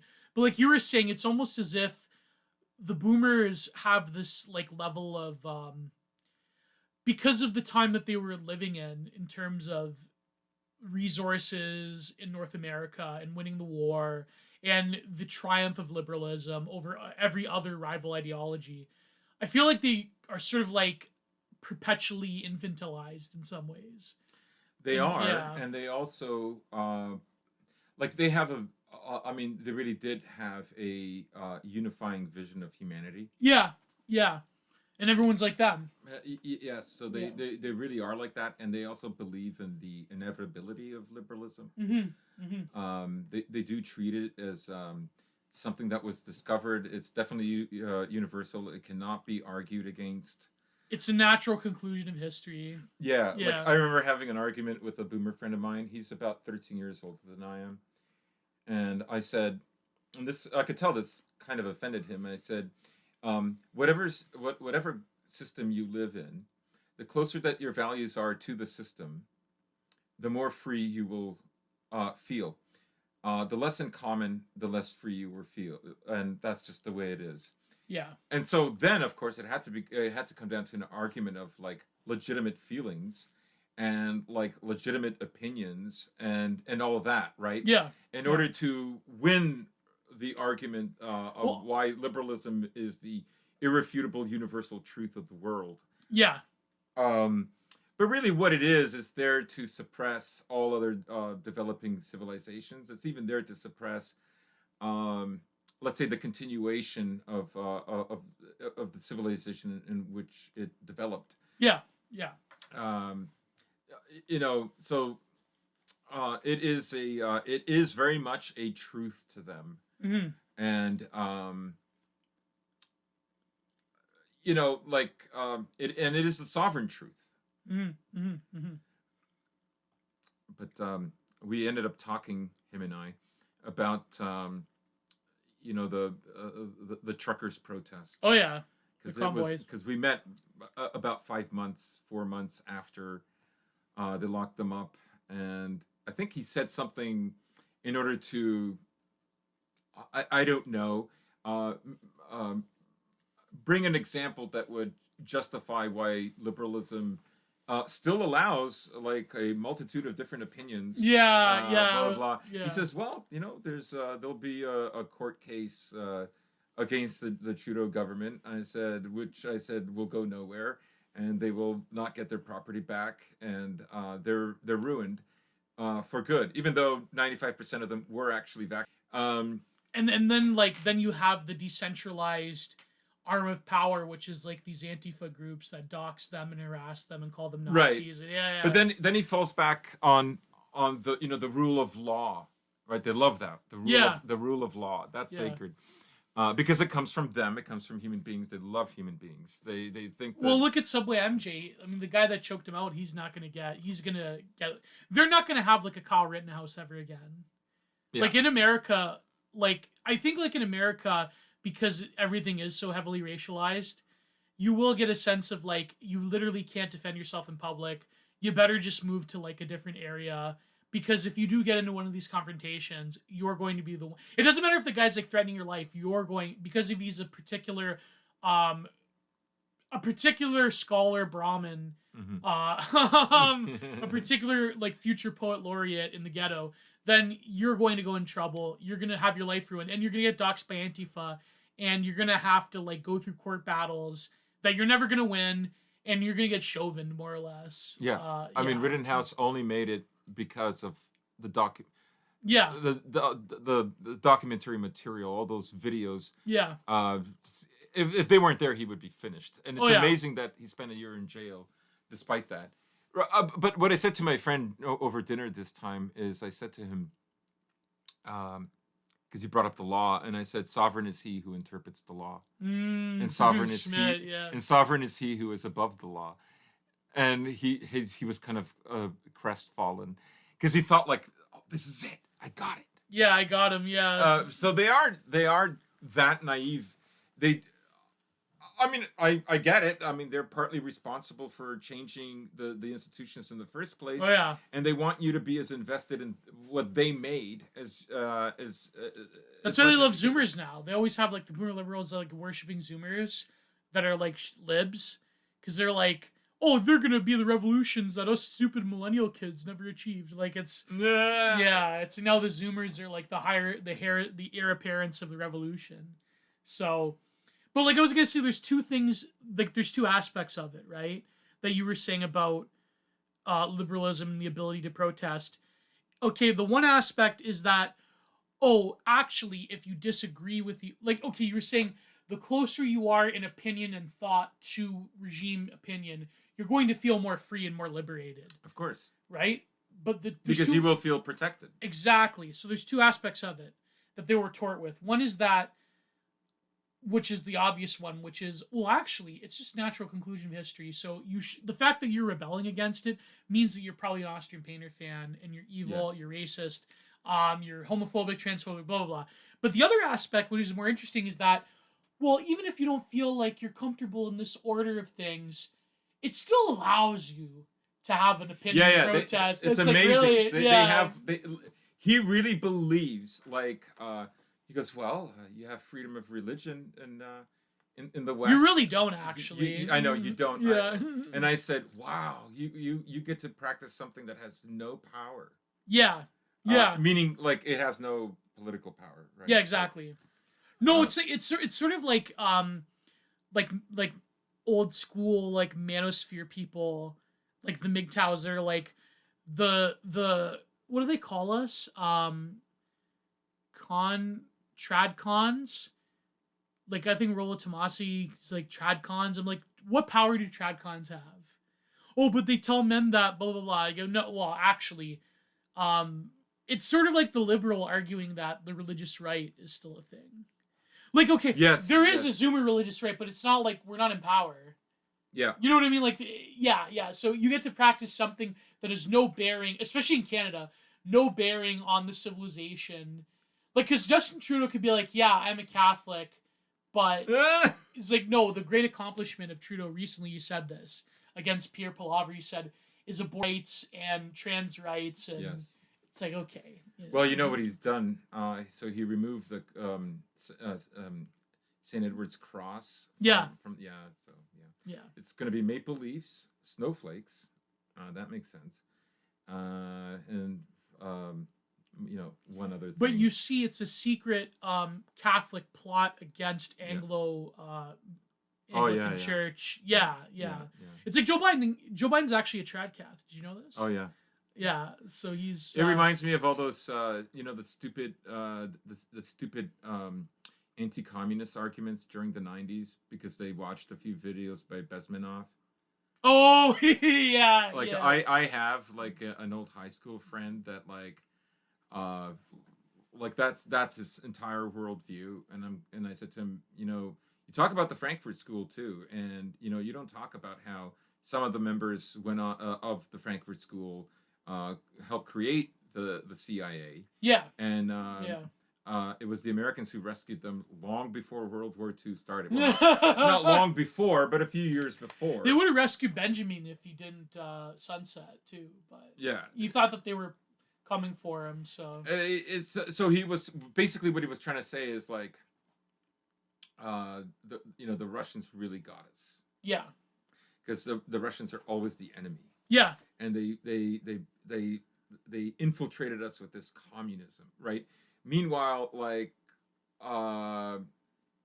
it was your own intelligence service that was really creating like its own version, communism with a Western liberal flavor. And with even corporations. Still, it's not even. I'm not going to get into a purity spiral about what real communism is and so on.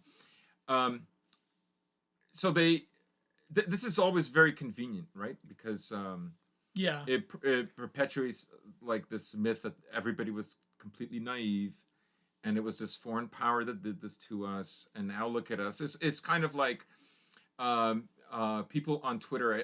I see tweets where you have this trans who's trying to increase what is it? Not conscription, recruitment for the Navy. Oh yeah. Right. Yeah. And they say, "Oh no, now we're finished because the Chinese will destroy us." Right? It's like, the Chinese are going to destroy you? What? Like, why would the Chinese destroy you? Like, you're doing this to yourself, right? And like this, the Chinese make the HRT that. Yeah, I mean, the stuff they can do to stop that, like, nobody's forcing them to. That was the one argument I saw recently about. It was against my friend Nina Power about. No one's forcing kids to transition. It's like kids are not impressionable. Yeah. But like what, it's hilarious to me because like they don't, like after all the years that have gone by with this nonsense, and we're like closing in on like 8-9 years, right? Yeah. There's still like, boomer conservatives. I mean, frankly, some of them aren't even conservatives. They're Gen Xers like me, who like they believe that this army that's being created is like to fight China. Yeah. It's not. It's there to fight you. Yeah. Yeah, exactly. Right? So like they believe like one part of the propaganda, and it completely conceals the motivations in the other part of the propaganda, right? Yeah. I mean, on the show, on the War Report, I was saying this like 2 years ago. It's like, this is a domestic army that they're creating. Are you nuts? Like, you have those articles that surfaced, I believe, at the end of 2022, or it might have been January 2023, that showed, it was 2022, that showed recruitment is down 24%. Oh, more actually, yeah. Or more. Like, so it's in very bad shape. Nobody wants to fight for the empire. And, well, not nobody, but like a lot of people don't. The incentives aren't working.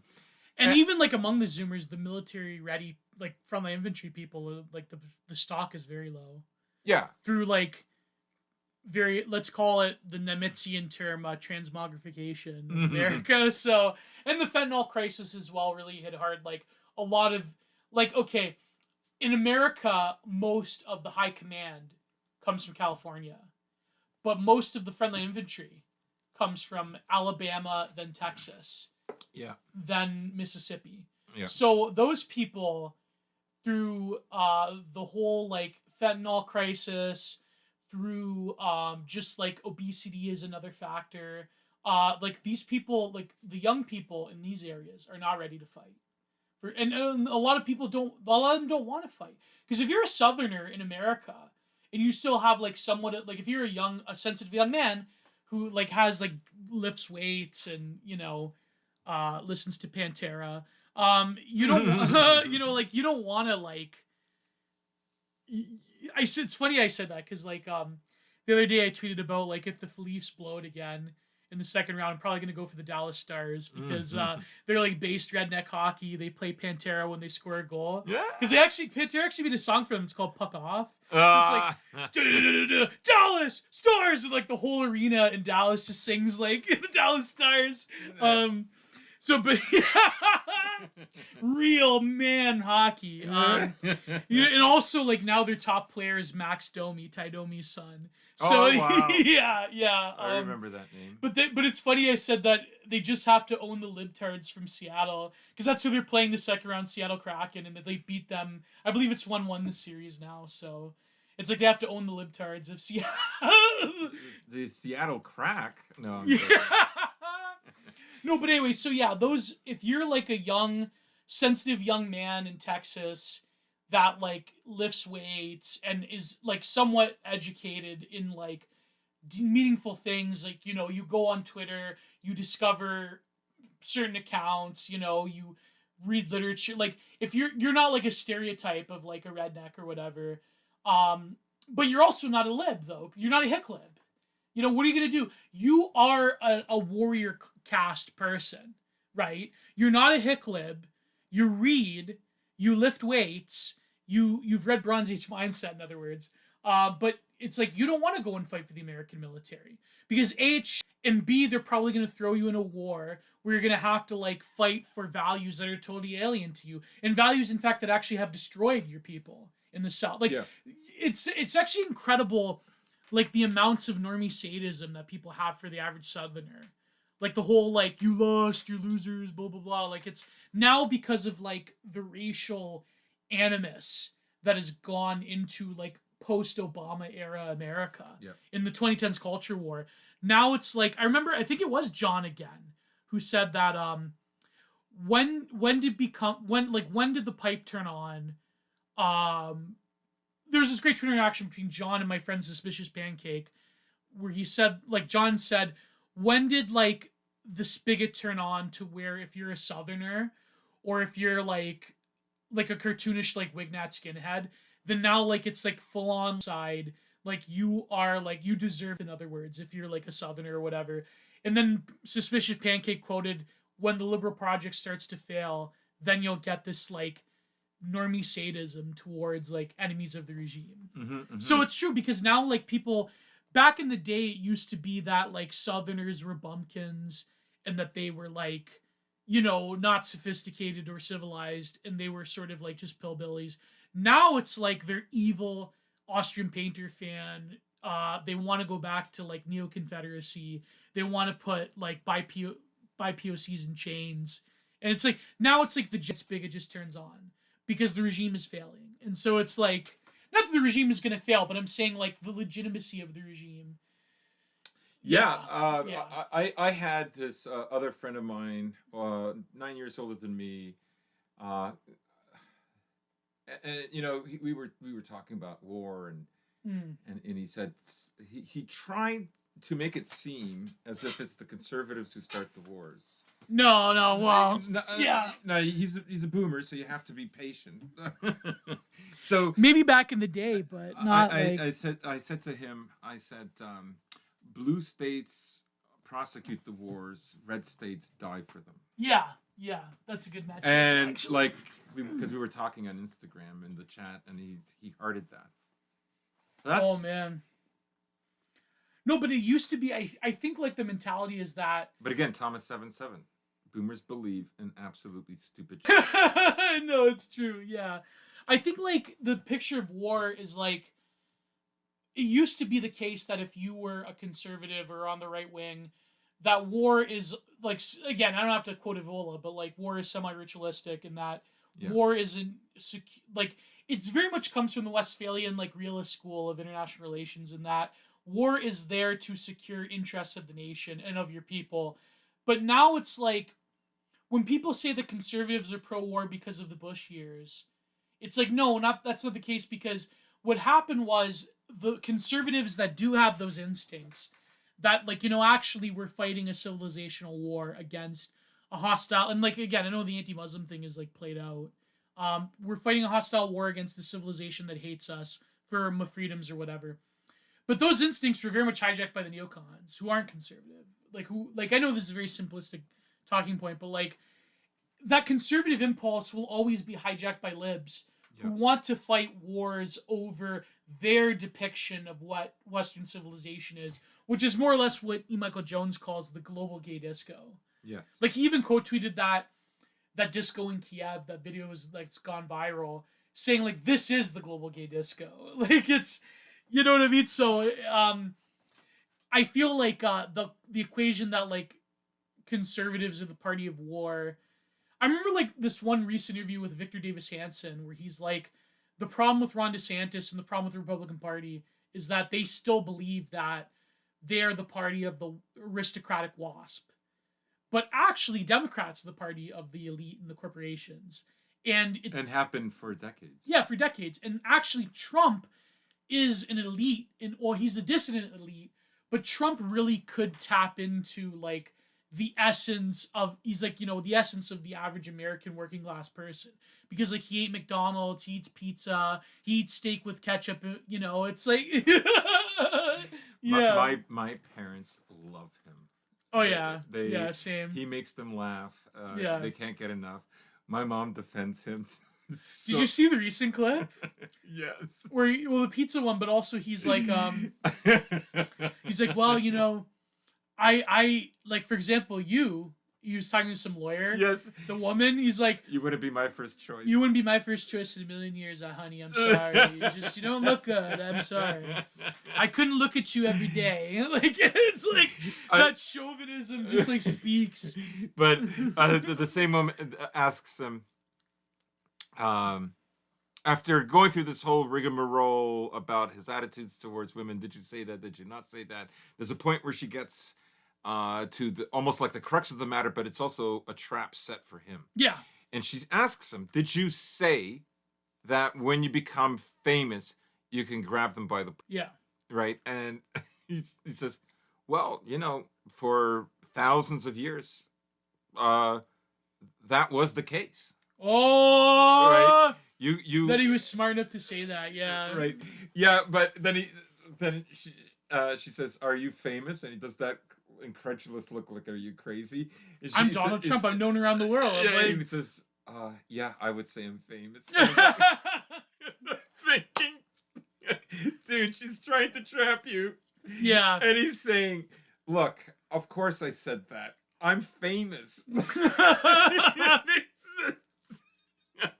My friend JJ the Jackoff playing on Twitter, he had this tweet that went semi-viral, which was when who's that like black persecutor in New York? What's his name? The fat guy? Prosecutor in New York. Oh, he has a name. What's his name? The persecutor in New York, the head of the New York Supreme Court or whatever, the Justice of New York. He's like this pudgy black guy, right? The name escapes me. I think I know who you mean. Yeah, he's got the little goatee. Yes.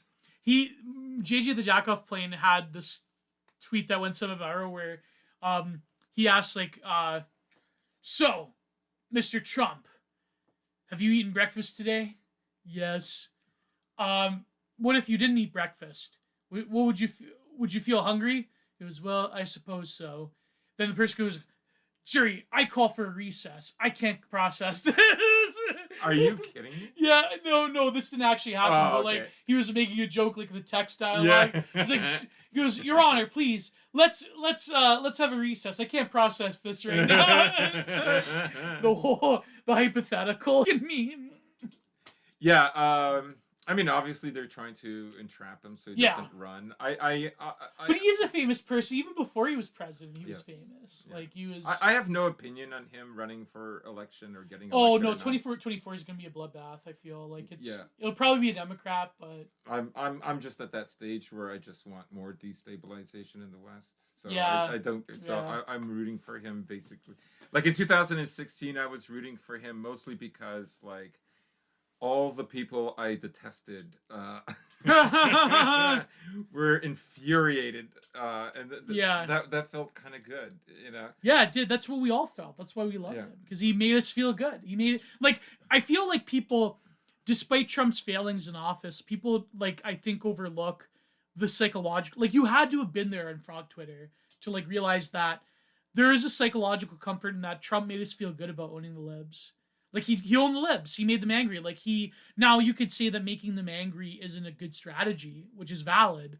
But I feel like people overlook the psychological importance of having a completely different alternative in American and by virtue extension, Western right-wing politics that could carry on.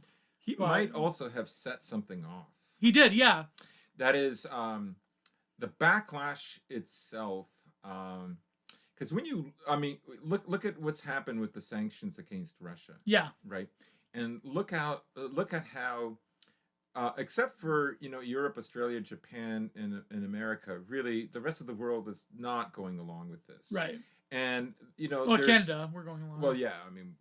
We love. Listen, Canadians love our Ukrainians, folks. We really do.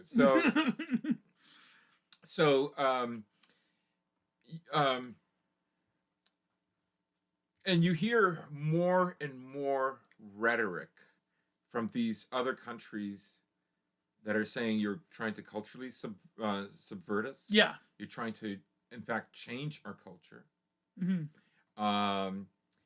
A lot of this acceleration that Trump caused is causing America to not really win the diplomatic war on the global stage. Right. And this rhetoric keeps resurfacing over and over and over again. 100%.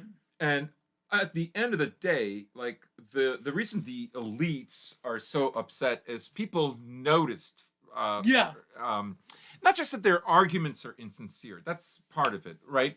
Not that but also the decline. Yeah. They resent that, right? They resent that you noticed the decline, and that infuriates them. Well, it's like what Constantine was saying on the show about before it was America gave you the carrot and the stick. Now America just gives you a stick and that's it. Yeah. Like, so it's like the benefits of joining the regime, as opposed to even like what it was in the 1990s, was not there. Yeah, bake the cake. Yeah, bake the cake, bigot.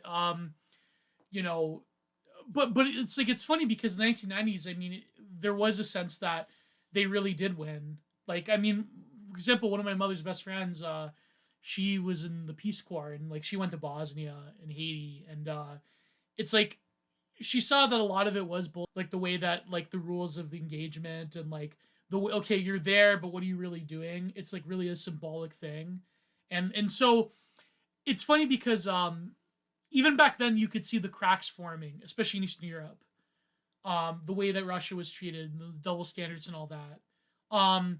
Something that Adam Curtis used to talk about before he, had to become a lib in the UK, right? So, no, but I think like, but still back then in the 1990s, like, this, there was still like enough meat to joining the empire that made it matter. That made it like, yes, like you had this great point once on the show, that really like I think it's an overlooked aspect that explains like the impetus of like why these little nations that of course in Eastern Europe have an intense ethnic hatred of Russians, but for valid reasons. I mean, look at communism, right? But you said like a lot of these, not even outside of Europe, in like Asia and South America, the existing corrupt elites in these nations have an incentive to join the empire because now their crimes are not only forgiven, but now they take on like the power and the backing of like the regime.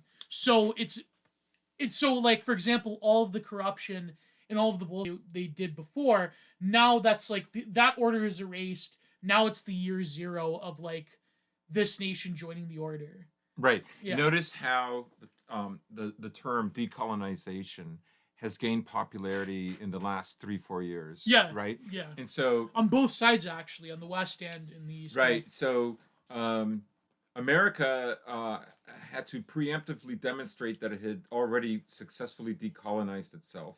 Yes. Like somehow you can't bring up Native Americans and the conquest and all. Like that's over because we're so diverse and we have so many diversity quotas in hiring both government and private sector. Yeah. That we've already completed our decolonization. So exactly. So now what we have to do is decolonize Russia, but we won't give them that chance to become more diverse. We'll just split up their country physically. Well, because we like the resources and those, values. Yeah. So. And ethnic Russians controlling their own homeland, that's kind of bad, and that's fascist. Very bad. Yeah, very very bad. So they have to be controlled by Lithuanians again. So people yes, yeah, that's right. So actually a lot of Latvians were in the NKVD. Oh, that's right. Yeah, Latvians, yeah. So what I'm saying is that decolonization became like a very popular term. It was dangled out there, particularly when they were tearing down the statues, even here in Canada. And then when so it became this magic word. It became a talisman, right, in the Lexion. And but now it's for Russia, and it's like, oh my God, this is even more legit than it is for us. Yeah. Right? Yeah. So, I had this point about people were talking about, like, again, this massification of life. I had this like controversial tweet that I probably shouldn't have tweeted because this is when the subway incident was going on, where I thought that when you look at like the decolonization that America essentially forced by coercion and covert operations in the third world, like throughout the 70s and 80s, the decolonization movements were all backed by the CIA, yes, more or less, and it was specifically even before then, even before World War I, you could see this. And certainly after World War II, with the Viet Minh in the 50s, there was actions like you were saying in Galicia and Ukraine, in the 50s, right? So you could see how America had this like inherent hostility. When I say American, I don't mean the American people. I mean like the American elite government, shadow, deep state, blah blah blah. They have this inherent hostility to like European colonialism. But when you actually look at the administration of these places and look at all of the horrors of those decolonization movements, all of the wars that preceded them. For example, like I mentioned, Bosnia, Congo was also filled with terrorism and unspeakable crimes that happened during the war, which happened for like 20 years. When you look at the state of those people after these European colonies, but I'm saying, like, when it comes to the British in particular and the French, I mean, the British did their fair bit of, business that was terrible. The French as well. But I'm saying, like, when you look at just this all of a sudden decolonization and all of a sudden this, like, drive towards giving people that don't have, for very long periods of time, the notion of self-governance, and then saying, you know what, we're just going to hand you all of it. It's like, look at what happened. Look what happened in Zimbabwe, right? Like, I'm not justifying apartheid or anything. I'm just saying that when you look at this drive towards the covert subversion of the empires in Britain, in France, it's like this, like, rapid decolonialization. It's like, it led to terrible outcomes. It's like, I mean, it shouldn't be a controversial thing to say, but it's like, I think this is, I think, very interesting, right? Yeah. Because, you know, you're saying that the impetus was there for at least a century or more. Oh yeah. Right? Yeah. Let's say that there is an unconscious drive in America because of, it's embarrassed that it was a colony in the first place. Ooh, that's very interesting. So it has no origin story, right, that it can be proud of. Well, it does have one, but well, what it's trying to create, right? Like the founding fathers. I mean, like, that was. Give me a break. Oh, this is gonna be so controversial. Yeah. So, what I'm saying is. You mean relative to Europe, of course, continental Europe, right? Yeah. So, what I'm getting at is, you've just explained that for at least a century or more, yeah, a little more than a century, America's been has an obsession to decolonize, like, let's say, Spanish, French, and the English empires. Yeah. Right. Yeah. Okay. I think that part of that is an insecurity from being their origin is a colony as well, of and the that British, they have to right all these wrongs, right? Right. I think what is happening now, right, is less of that and more of it is maybe they've been here so long, maybe they want to forget that they were a colony in the first place. Mm-hmm. I wonder if all the, let's say, all the diversity that's happening is an unconscious drive to arrive at a point that obscures the colonial past forever, which legitimizes the argument for the decolonization globally. Yes. Yeah. And there's certain thinkers that have explicitly said this. I mean, I didn't know. Oh yeah, like there's a lot of, like, thinkers that, like, in liberal academia that talk about this. Like, there's, like, the Project of America is inherently one of, like, because in America there's always this debate between, like, what is liberty? That's the biggest value. Is liberty, like, a conservative, like, yeoman farmer Jeffersonian thing, or if it's much more of, like, a liberty is, like, the libtarded, like, notion of self-governance and, like, you get your own little shire. Oh, but by the way, you have to conform. But all these peoples that get their own little shire around the world, they also have gay marriage and trans rights. So it's like, and like Bill Clinton, wouldn't give money to Africans unless they have a. So, I know certain people in the right. Well, never mind. But certain people in the right wing would say, well, but I would, for argument's sake. I know. Yeah. It's funny. Yeah, it's funny. But no, but I'm saying, like, let's take it on face value though. Like, there's always, like, you can only have nationalism if you're not, like, a European descendant. Oh, but even if if you're certain, like, pro-regime, anti-Russian, like, whatever enemy we have at the moment, then you get your sovereignty as like a white you get European. You get to put on your little nationalist theater. We'll give you a few more rights that we would never give the French or the Germans. Yes, or the exactly. British. And we will give you a sense of identity that we'd never give the French or the Germans, even the British. Yeah. Okay. So okay, we won't have mass immigration unless you're hungry. Maybe you should. Yeah. So everybody knows how this dynamic works, yeah. right? So they again, it's kind of like you can live out your Disneyland nationalism. Your Mordor nationalism. You can live out your stupid Disneyland nationalism, because it's not yours anyways. You're not sovereign. Like you can't seriously think because like you've outwitted them diplomatically, and you don't have any economic, financial, or military edge over like these people. But it was your diplomacy that convinced. Like I think Vucic right now is realizing that he's like, oh man, I made a huge mistake. Actually, you can't outwit them for that long. Like it's hard unless you have backers. Or it's no, but like you were saying Eastern Europe, but also this happens in Africa. This happens like a lot of people, for example, they'll like look at Julius Nyerere and they'll be like, oh yeah, that's base third world communism, but like really he was propped up by like, you're not say he was a CIA agent or whatever, but like they allowed a rival version. I think China, you could even say for a little bit under like after Nixon, they were sort of allowed their sort of like third worldist Maoism.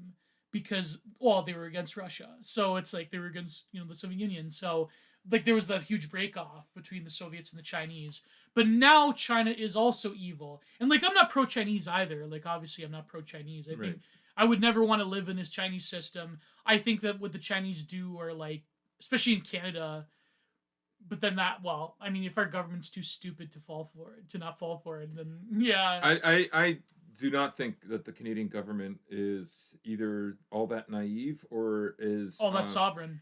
I don't think it has to worry about its sovereignty from the Chinese. Oh yeah. If look, we're in a process where we can't look at Canada the way we looked at it like even 2 years ago. Oh God, yeah. The fact of the matter is like. We did a lot of business with the Chinese and we made a lot of money and like there was a lot of exchange.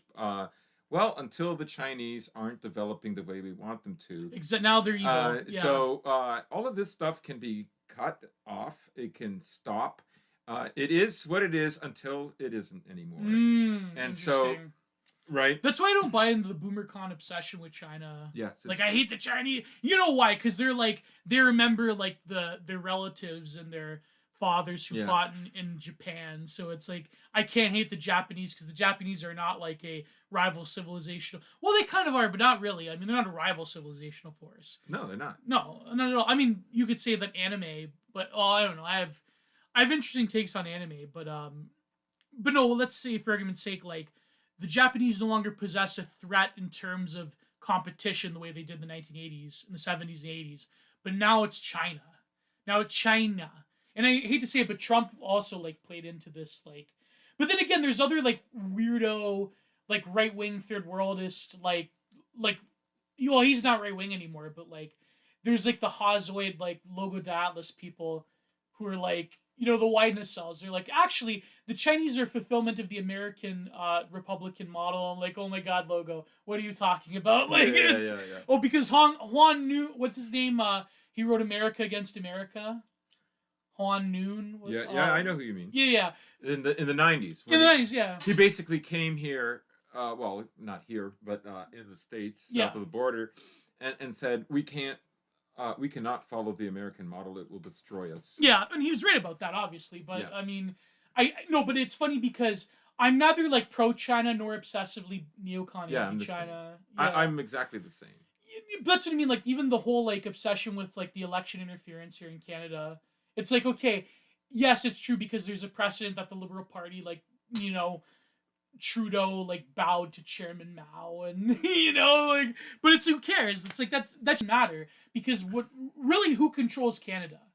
The Chinese or the Americans? Yeah, but it's like it's no brainer, right? It's such I know. But, well, I mean, people love a new boogeyman, right? Yeah. Yeah, I mean, I've had this conversation with other people. It almost leads to nowhere. Unless they can. Like, I had a friend of mine who was saying, "I hope he's moving to the States." Oh yeah. And he's like, "I just hope that he's young. He's younger than you." And it's very hard if you're a young man and you have a life way ahead of you, and oh yeah, he's recently married, and he's moving to a nice state. I think I'm not going to give it away, but it is a red state. Anyways, he's hoping for a change, and I said, like, it's bad here, and in many ways it's worse than in the States. But you are moving, like, to the beast. That's let's say I don't know, New Zealand doesn't want to go along with America. Like, New Zealand's kind of less relevant, but let's say Australia. If Australia didn't want to go to America with America, I mean, America would exert a tremendous amount of pressure. Australia is strategically and economically important. I would say it's strategic militarily, not economically, because they don't do a lot of trade with the. Well, they are important. Their biggest trade partner is China, so that's why it becomes important. I would say, are they more important than Canada? Probably. I mean, I don't know. Maybe. I mean, militarily, it's just as important. But what I'm saying is if one of these countries, like, broke off. Yeah, Britain would have a good shot at that if they really got pissed off, but probably not. No, Britain is too long. Britain will never do that. Yeah. So if one of these countries broke off for whatever reason, like, is America diminished in a great capacity? No. Let's say, however, that America just can't keep it going, and it has, like, an event or a gradual decline where it just cannot exert its power anymore. Yeah. Will all the other states that swear allegiance to it, will they keep the flame of liberalism going? No way. Nope. So you know who the sovereign is. Right. But that's what I mean. Like, I feel like people, they think in terms of extremes. They think either, like, I know, like, there are certain, like, Vatniks and pro-Russian people. They're like, America's going to collapse tomorrow. But then there's also, like, the Turbo America thesis, which that is also equally unrealistic. So it's like, I feel like we're going to suffer under the metastasized empire for a long time, but there is an end to everything. Which I think, like, the average, like, what we're talking about is, like, massive, like, even the colonial point we were talking about, like, these are massive civilizational, unconscious, and even spiritual forces that I don't think, like, the average American went around in the 70s and 80s being like, you know what? I think that Angola deserves their own statehood. You know what? I think Angola deserves to kick the Portuguese out. I think, like, maybe they may have been, like, they certainly were sold that with South Africa, because South Africa was, like, uniquely racist and apartheid, blah, blah, blah. But I think that it's more of, like, what we're talking about is more of, like, the makeup of the empire in general.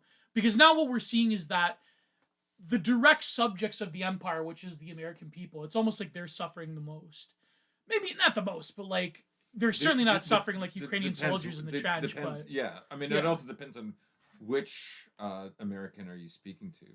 Oh yeah, the Southern, like, if you're a Southerner, you are definitely suffering under the empire. If you're a New Yorker, well, no, I shouldn't say that, because, like, as we've seen this week, I mean, at time of recording, like, I have a lot of friends in New York City, and a lot of them, even the ones who are more, like, liberal, not liberal, but, like, certainly more on the political right, they're like, yeah, I know this is tragic, but I have to walk in the subway, and I have to see a homeless schizophrenic drug addict that is going to steal my purse. So it's like even Campbell had a base take on it. That's astonishing. He said, he's like, I don't want to say this. It's very hard for me to say this, but it's like there's got to be something done about this problem. And Campbot can say that this is a problem. That it's like, oh man, I guess maybe New York is like going back to like what it was in the 70s before Giuliani, right? So no, but I think like, yeah, I mean, if you're an imperial subject that is living in DC, living in certain parts of New York, living in California, is like, yeah, I know what you mean, but like even California is like, holy shit, it's like not, yeah, it's going downhill, but no, but I know what you mean. Like if you're, it depends which subject. There's some suffer more than others, obviously. Yeah. But then what about like? But then how can like the empire address that contradiction? Like I mean, I know they're trying with Ukraine. They're saying like, all of you dumb rednecks that we hate, that we gave you pills. It's like now you have to like go to the military and fight for, you know. It can't resolve them. The contradictions, right? Then what's it going to do? What it does is it will focus on a kind of messaging that by overtly focusing on it at the expense of other narratives. Yeah, they're hoping that the subject isn't able to pick up the contradiction. The subject themselves thinks, oh, maybe they're moving away from this narrative. Like maybe I can hide under a fold of the cloak. Yeah, like so then, yeah. Like I remember watching,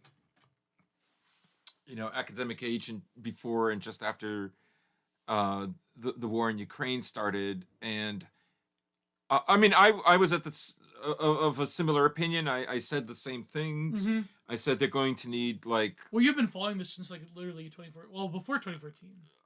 2008. Yeah. Yeah, I mean, so I said, they're gonna need like white boys to go die for the empire. So the only way they're going to do it is if they throw them a few bones, like maybe. Well, 2 Canadians just died this week, actually. Yeah, that's right. Yeah, and also another. There was that black American, a white American. Then there's another guy. I think his name is Chris. And yeah. He died. He was in Azov for a while. Then he moved to another. The black guy was in Azov? No, I'm kidding. The black guy was in Azov. Yeah. No, there was the black guy was a Marine. He was an ex-Marine, and then he fought in Iraq. The guy I'm talking about is also ex-military. Mm-hmm. He was also in Iraq. Served 5 years. So an Iraqi veteran becomes a member of Azov Battalion. How does that work, Goran? How does that work? Did you see certain memes on Telegram? Yeah. They're trying to stop the orcs in the Third Worlders. Because it's Putin that's flooding your southern border and not Biden. Yeah. It's so stupid. But you know what I remember the one piece that was very fascinating, because like recently I think me and Prude were talking about it, Gulf War I, because I remember watching like these history blurbs on like certain battles, like the air battle, and you had a very interesting insight about how there were like, we know that there were like skinheads and white nationalists in the American military, but Ukraine volunteered a substantial amount of troops to go help the Americans, or like they were a joint force, and it's like, so their Wignats got together with our Wignats, and it's like the whole the government is like, I believe Svoboda was around at this time as well in the early 90s, or right. So they are aware of this, right? They know that, again. They know that there's Wignats in the American military, obviously. It's just that it's not now, granted, a lot of even normie cons have been purged from the American military. I honestly think it's almost like a case by case basis sometimes. Yeah. Like I don't know, I could be totally wrong. Maybe they're more stringent, less stringent now. But the mistake I made... I think they keep a contingent of them because they know that they're going to be gladio nationalists. To go, to volunteers covertly in Ukraine, Well, I mean, even under just normal circumstances, when one country is training with a superior country... the country in need is going to be the one who's going to form, maybe even strong relationships, but at least stronger relationships than just watching this particular country that's aiding them on TV. Right? Yeah. So like. Camaraderie is there. Relationships are formed, and they think like, okay, I know this war. I know this war is bad, but eventually they're going to come in. They have to come in. You remember how it was when we were training with them for 2-3 months and blah blah blah. You remember back in the desert? Yeah. So, yeah. So they, so that's that. I mean, it is a force, right? There that. Yeah. You know, you can call it a fascistic force. It has this the appropriated war machine. This force that it has its own esotericism. It's it's xenophobic. Right. Yeah. It's you know, maybe 10, 15, 20% of the population is like this, and all states know that they have to nurture it to some degree and contain it. But they have to contain. Yeah, but the problem with America is that.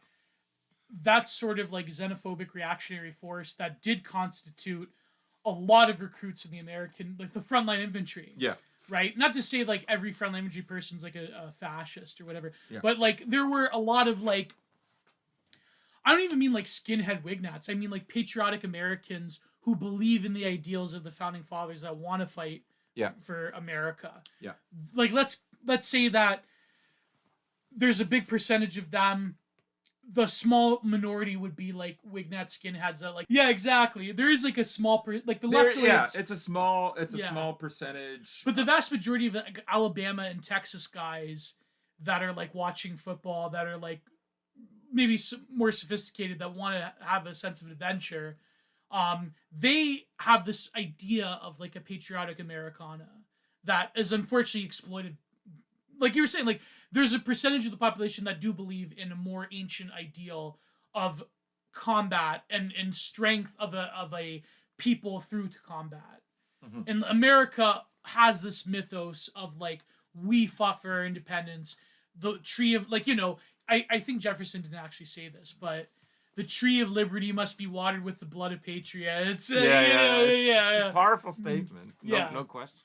No, but like you were saying, like there's a contingent of these people, but then it's like you have to foster them. But I think the problem with the current America is that they hate them so because the ideological underpinnings of like the liberal project nowadays is so girded underneath by the hatred of those same people. Yes. That no wonder recruitment's down. Right. But I would say that well, Ukraine gives them though an outlet. Yes, it does. Yeah. Right. So they can I